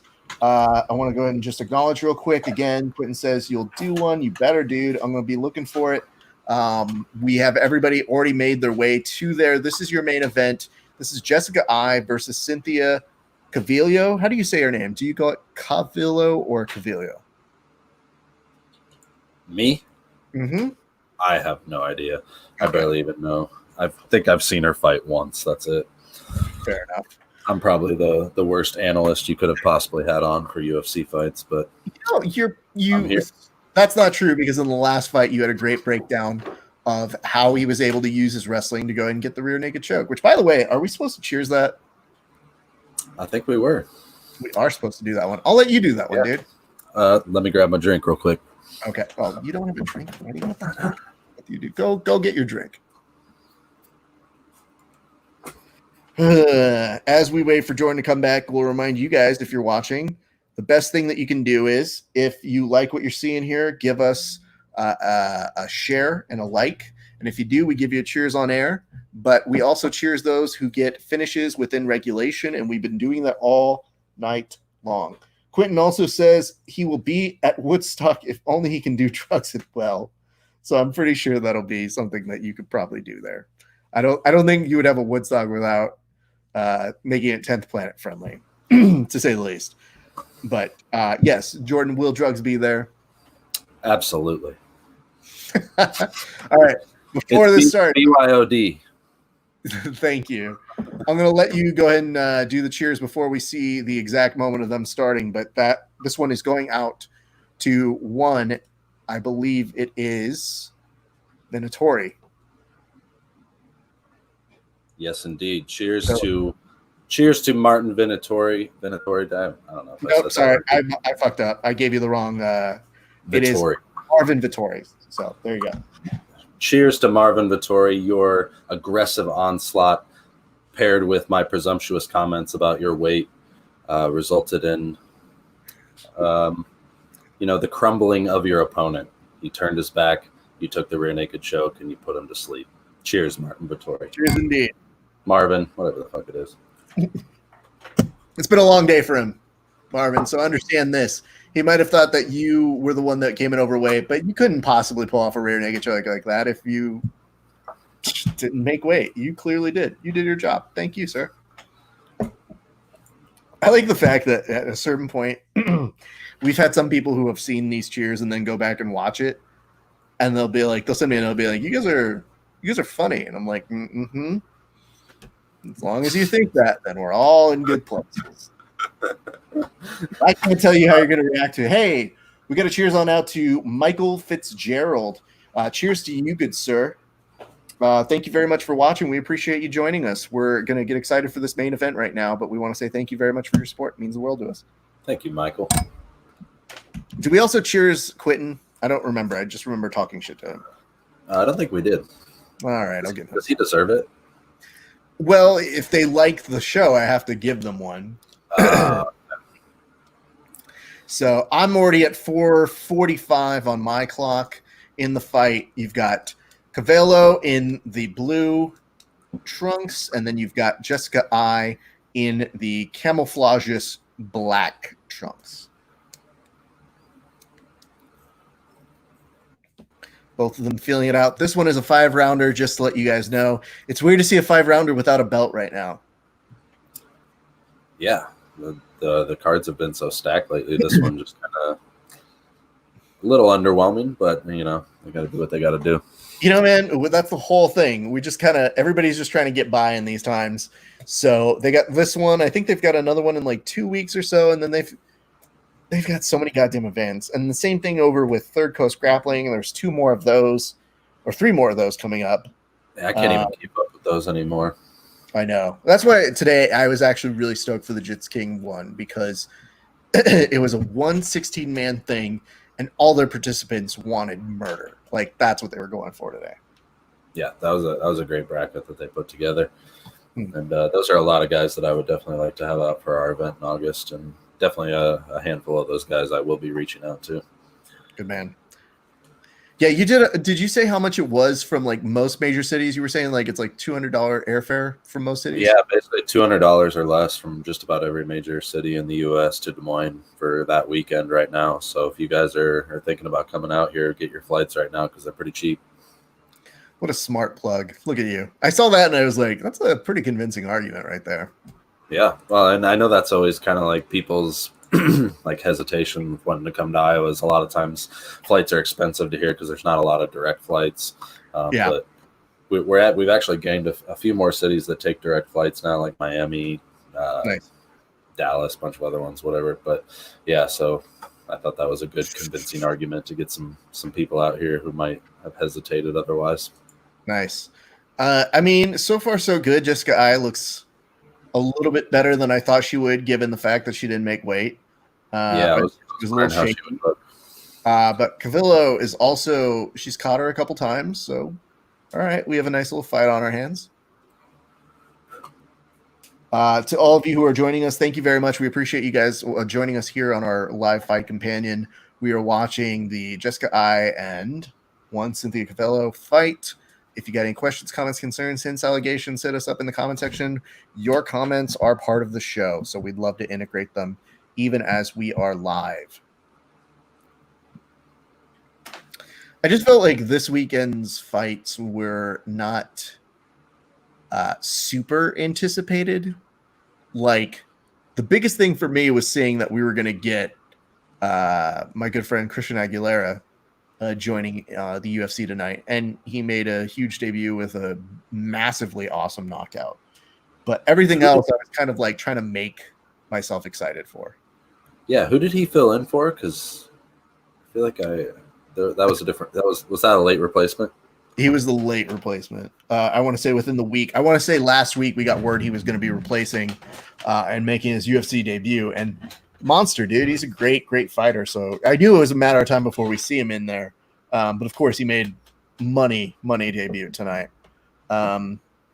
Meanwhile, exchange over between the two. Not super crazy, but it looks fairly competitive. So that's nice to see. Yeah, a lot of good back and forth. Look over between the two. Fight. Tell they're a little tentative here this first round, just kind of feeling each other out, like you said. Absolutely. And I mean, that's perfectly fine. I get it. Like I said, when you start to get a little worried is when you see everybody on the card missing weight, or like a fight got canceled on this one. And I think this is one of the few times I'm ever way more understanding of it, because people fighting at a weight right now, I still feel like we should have Corona weight, where it's like, whatever you're at, just come in. I think that would be good. I think they should do that anyways, but what do I know? I mean, I just don't want the fighters to be cutting ridiculous amounts of bad weight. I forgot I'm wearing I was about to say, I just was about to bring attention to that in between rounds. Look at you with your sporting of your verbal tap shirt. I love that, dude. Thank you.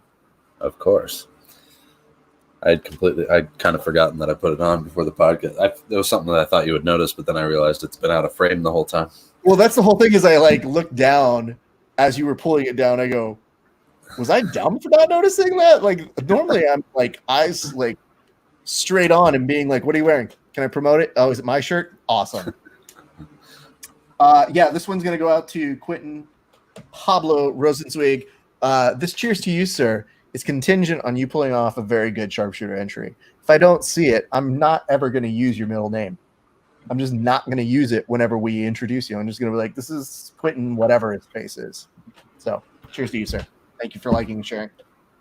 Cheers, Quentin. Cheers to Quentin. Gathering 3 submission victories in less time than it takes to take off your sweaty rash guard at Subspectrum 2, I believe. That's impressive, dude. He did say, or just keep working out through the quarantine like a professional. I mean, I get you, bro. Don't get me wrong. I'm not a professional athlete. I would just tell you this.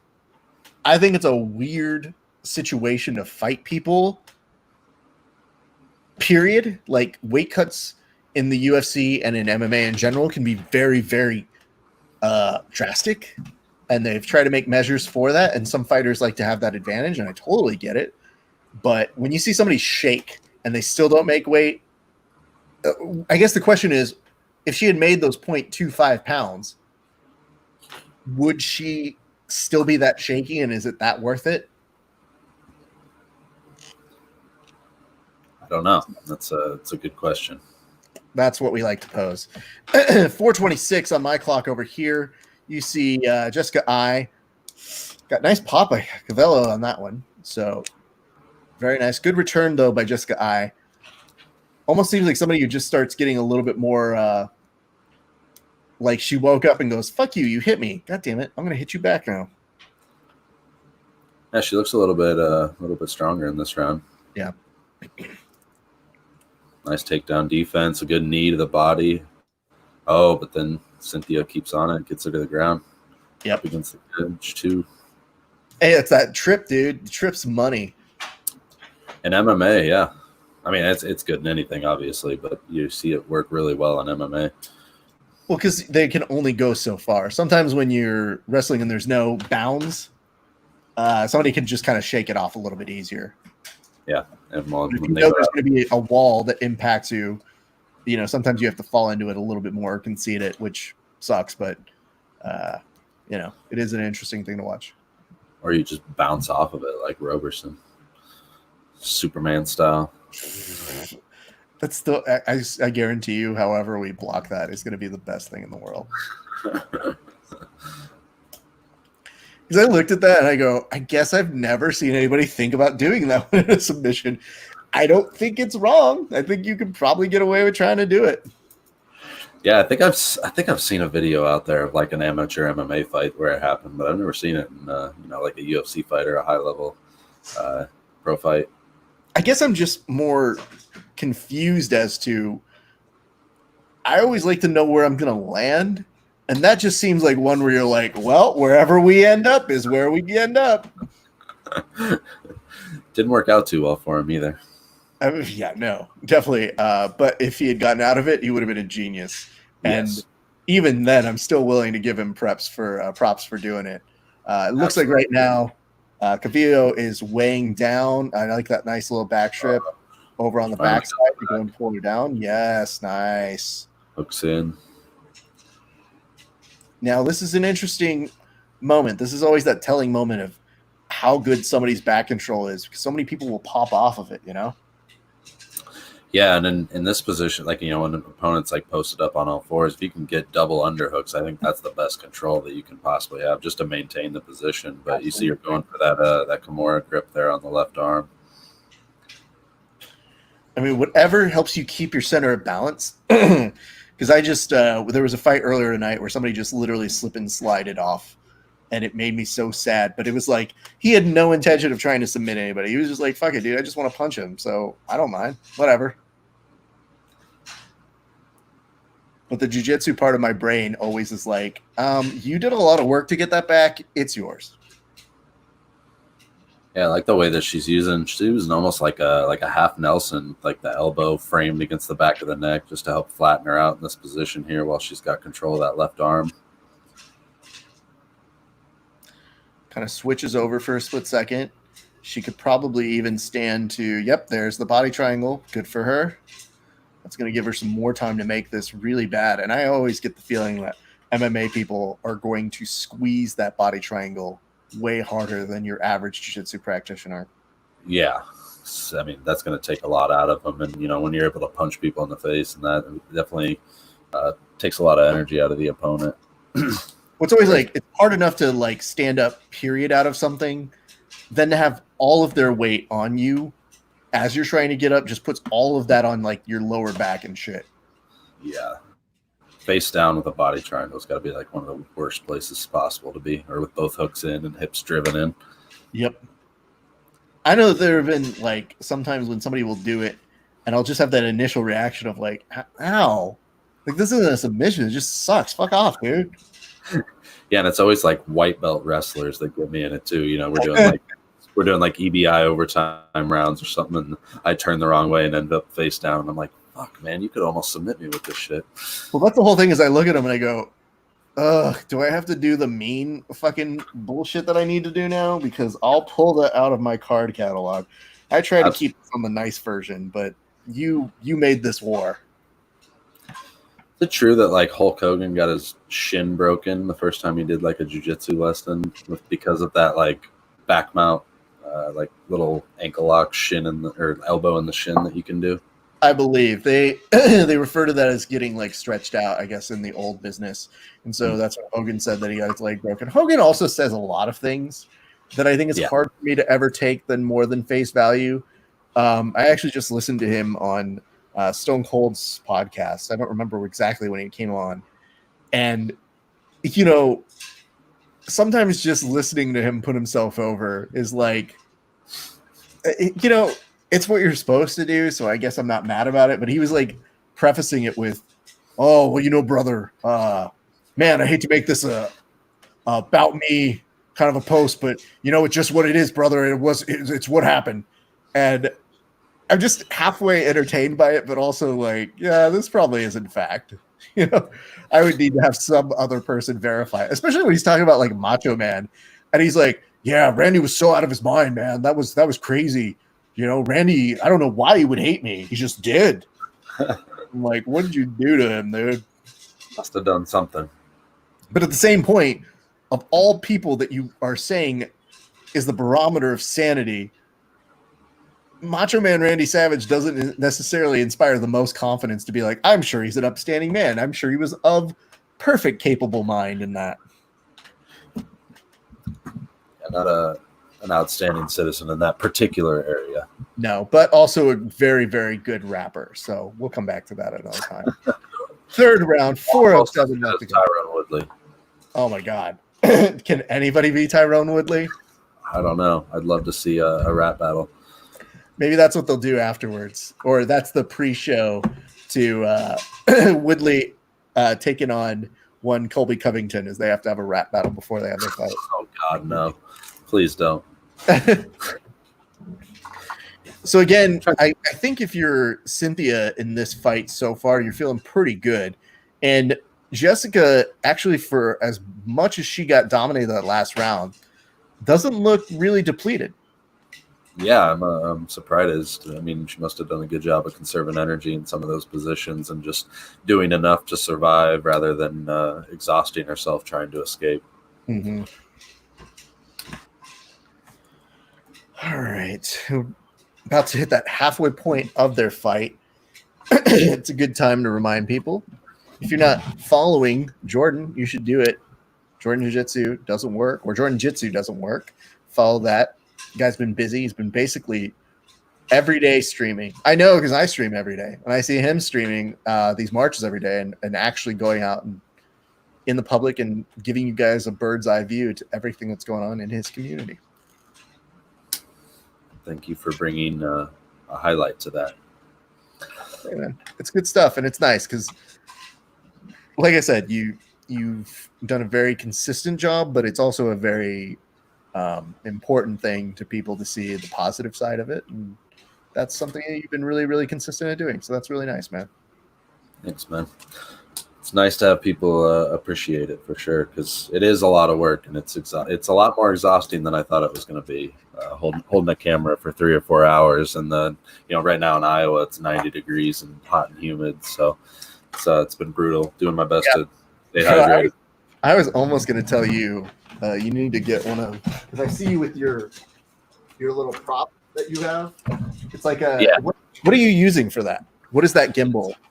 It's literally just like the cheapest possible little, like, I mean, it's not a selfie stick, but it's just like a little tripod, and then you can close the legs up and just make it basically like a short selfie stick, and that's what I'm using to cover it at the moment. That looks nice. Wow. So this is my gimbal that I have for my social media, and the whole point of it is it's supposed to hit a balance where once it hits the balance, it will literally, no matter where you move it, stay where it's suggested to be. Oh, wow. So I saw that with you, and I was like, I was almost going to be like, yo, can you make some of these people understand that if you take just a couple hundred and buy one of these, it's for your own arm? And being like, listen, guys, donations are all going there. Can I just please have this for my hand? I should do that. How much was that thing? It was about 200. Okay, that's not too bad then. I've seen a couple other people out there. They're not streaming or anything, but just taking videos, and they've got like a pretty nice like balance gimbal like that. So well, I got this through one of my. I was doing some social media for somebody, and right before I had an event, I got it, and I just saw the line of photos because I was like, oh yeah, she doesn't really want like super high grade. She wants it to be very approachable and manageable, kind of like just straight from your cell phone kind of footage. Yeah. I was like, okay. I mean, it shoots 4K, so whatever. And then I just started doing this, and she was like, oh, that's so nice. That's so good. How'd you do that? And I was like, I don't know, magic. Weird. Yeah, don't let them know how easy it is. Oh, fuck no. And I'm like, the beautiful thing about it is just like the way it does this whole like turning around where like you hear that noise. Like that's Yeah. what happens if it doesn't have distributed weight properly. Like it lets you know, like, hey, no, you got to get it back down. So that's my little fun thing. It's called the movie Firefly or Free Fly, one of the two. Anyway, Nice. we're now at the end of the third. Jessica I's corner, just kind of like having a nice set of jokes with her and being like, hey, so, if you'd like to win this fight, it'd be cool. If not, no big. Branching back to what I was saying about not letting people know how easy things are to do. I actually had somebody from one of our local news stations reach out to me and ask if they could use my footage because they personally did not have all the fancy equipment to do a live stream. And I wanted to be like, you realize I'm doing this with an iPhone and a shitty selfie stick, right? And an LTE Verizon wireless, fucking internet connection. Right. And in some cases,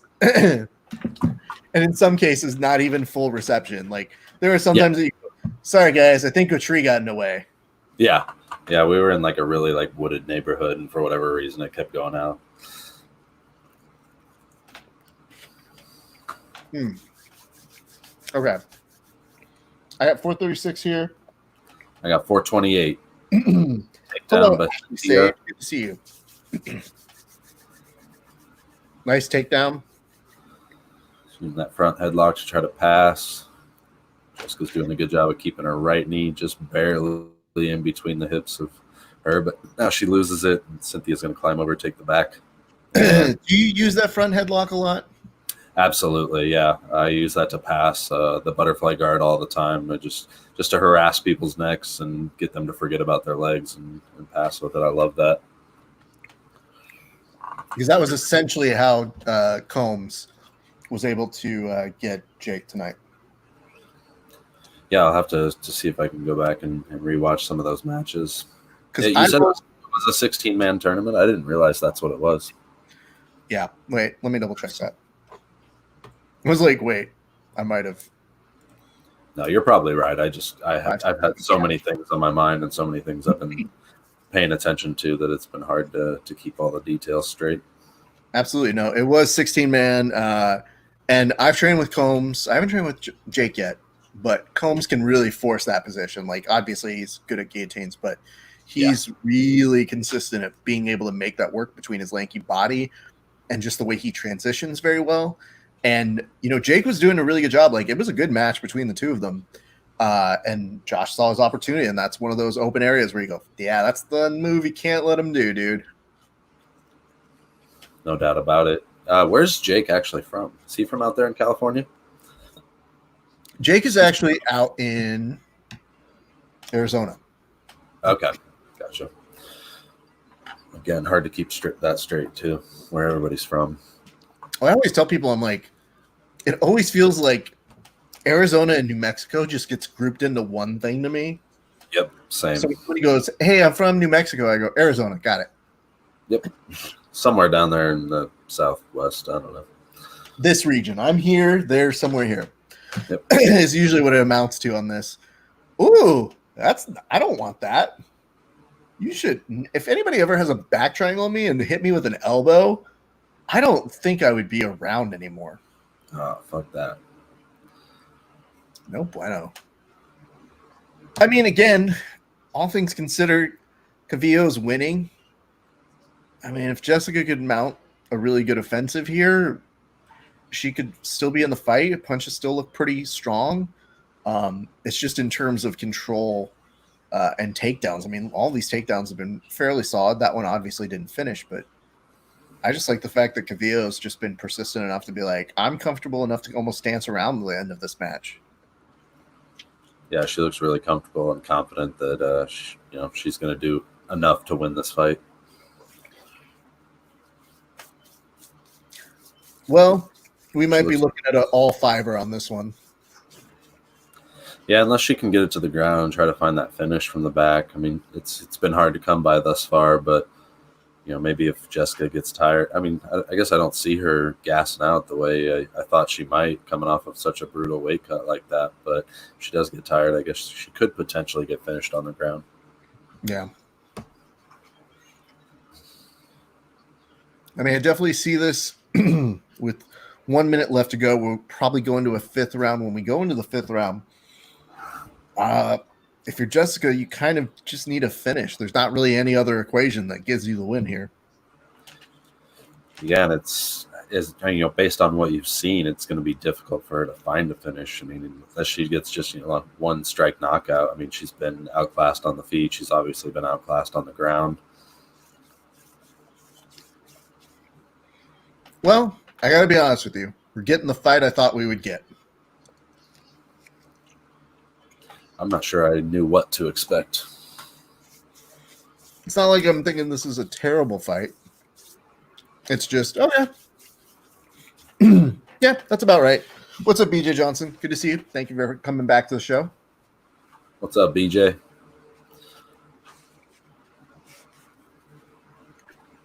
So, are you still planning to do the marches this week? Do you take a break? How does that work for you?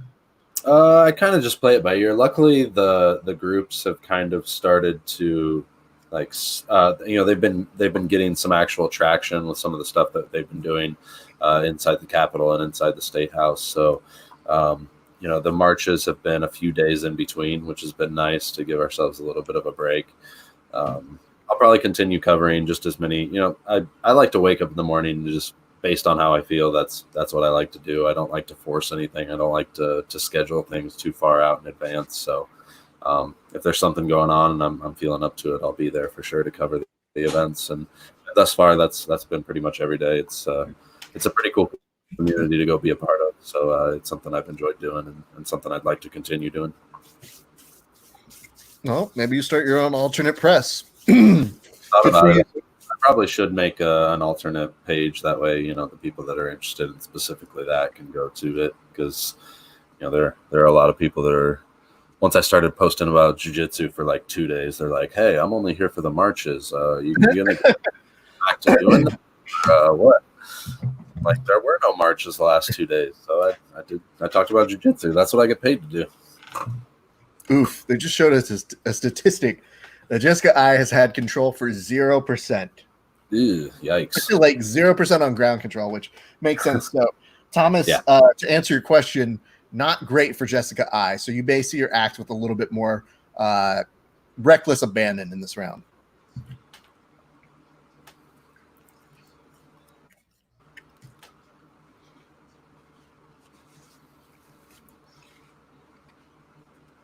I mean, this is kind of one of those fights where you hope that you have better wrestling and you're like, just get a takedown and then see what happens. No. Okay, beat him on the stand-up. No.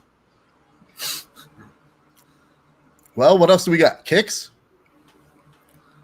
Haven't seen a ton here.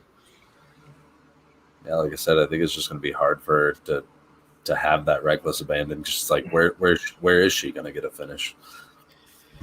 Yeah, so to answer your question, it looks like Cynthia may just sweep all of the rounds. Yep, and here are the stats.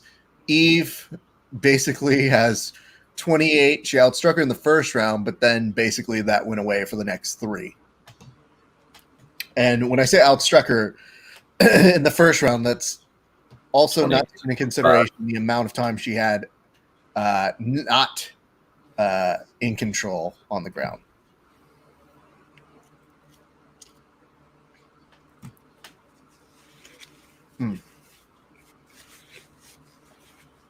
Well, I like that you have a certain flexibility. I want to say maybe about a week ago, I hope he takes a day off. Yeah, last week was pretty rough. It's like 6 or 7 days in a row. I think I put in, it was like 70 or 80 miles of walking just in a week. Jesus, my legs were fucking killing me, but it was like last weekend. I took a couple of days off and then the beginning of this week. And luckily there weren't as many events. There was a few like different block parties and stuff like that. They were trying to just like keep people, involved with the movement, but not necessarily, taxing themselves so much physically. So that was nice to take part in some of those things. I've been well fed all week thanks to that movement, man. They've been awesome. Everywhere we go, there's free food, free water, Gatorade, everything we need. So definitely, just I don't even know what I'm trying to say. Hey, at least they can do, man. That's great, especially when you see the long periods of days that you're there from. Because, I mean, you get up on farm time, dude. I do. So, I wake up with the sun. My window faces east, so when the sun comes up, that's what I am. Even if I fall asleep late. So that's what's been rough lately is I've been falling asleep late and then I still wake up early. So that's the part I start to do the wear and tear in my head. And I go, yeah, sit down today, or at least for a little bit. That should be good. Yeah. And then you'll see like on Facebook, it'll show you how long your stream's been going on. And I'm like, yep, that's got to be good for the body. Yeah, I try to do my best. I gotta like stand up in certain positions and shit to make sure I don't fuck up my lower back and things like that. Because it's pretty easy. It's pretty easy to hunch over and be looking at the screen all the time. I try not. That's what I've been. Something else I've been trying to do is not look at the screen. Just kind of like point it at what I think I want to look at and not pay attention to it too much. Because then I can kind of focus on my own posture and my body rather than just focusing in on a screen. Because the screen time's fucking with my eyes and stuff too, as far as my sleep goes. Yeah, especially when you're supposed to like shut down for the night. You know, like use nighttime, and it's like, no, glow face work. Must get footage. Must not let media tell me this bad. Well, 35 seconds left here. I don't think this is going to be anything spectacular. She's in on what looked like a very chill version of I forgot what the name. Oh God, it's been so long since I've done jiu-jitsu. Oh Jesus, what is it that we call that? Japanese necktie? Yeah, sure, whatever. Let's just call it that now. I just like that I see things now, and I'm like, I remember I did that once. There was a time where there was a time. How did that work? How do I even do this anywhere? And yet both of them look exactly fine afterwards, as Jessica shows you a bloodied tongue, and Cynthia's like, all right, well, I guess we should just name me the winner. I don't need to see any judges. Let's start replugging stuff. So what does this mean for Jourdan Jitsu doesn't work? When do we see another episode of that, sir? So I'll probably be kicking that back up this week. I'm actually going to kind of dedicate some of that to the Black Lives Matter movement. There's a handful of leaders and organizers of the group here in Des Moines that I'm going to have on the podcast and just have some conversations with. And then I'm just going to be reaching out to a couple other people in the community. I wish I could remember the name. I'm not even going to try to butcher it or anything, but there's a purple belt woman who is a black female, and she does like a women's heavyweight thing. I don't know. I need to just move on to the next thing, but yeah, just talking to some of the leaders and organizers of that, and then I'll probably start having some of the athletes and organizers and artists that are going to be a part of the event for August on the podcast as well. So awesome, dude. Yeah, I mean, it's not like you don't have other stuff you should have time for, kind of a thing, but you're in a place where it'll be advantageous to probably do some of those episodes, and obviously you're doing a lot of great work elsewhere, but I just know that time is going to happen. Sorry. Jessica doing, I think, what is called a vague version of okay. She tried to, I guess I missed it. I had clicked out of the window for. I just want to hear what the score was. Oh, yeah. Oh, 40. Yeah, when they did that, it was just that last score. They were like 49-46, 49-46, and 48-47, which who? But sure, why not? Yeah, dude. That was probably somebody that just looked at the strikes when they popped them up on the screen. They're like, well, she had more strikes in that round, so. Absolutely. She's probably like, I wasn't paying attention. You know what happens when you like you incorporate handicaps into golf, and you go, Yeah. oh yeah, they just balanced out. They're the exact same now. Well, let's do this. Let's start to round third on this. I obviously was asking when Jourdan Jitsu happens next, but I think that's going to be a really cool thing that you get to integrate in there. Obviously, people have Jiu-Jitsu Woodstock to look forward to at the end of August, but let's run through it. I'll minimize me. You plug your stuff, dude. Awesome. All right, guys. Well, check out myself at Jourdan Jitsu on pretty much all platforms. At Subspectrum is the promotion that we're going to be running with BJJ Woodstock. That's at the end of August 21st, 22nd, and 23rd. Friday night, we're going to kick things off with the official weigh-ins for our pro card, which will take place on Saturday night. And that'll be followed by a benefit concert by a bunch of Des Moines local hip-hop and EDM artists. So the tickets for that, all of the money is going to be donated to the Black Lives Matter cause. And then Saturday morning, we'll kick things off with a gi and no gi round robin tournament for kids, teens, adults, and masters. And then that will be followed by our professional show on Saturday night with a lot of the best kept secrets and top rising stars in our sport. And then Sunday is going to be the festival, the real Woodstock of jiu-jitsu. It's going to be a free roam field of seminars in jiu-jitsu, judo, wrestling, yoga, meditation, mindfulness, sports psychology, all the above. So if you guys want to check that stuff out, just head over to subspectrumbjj.com.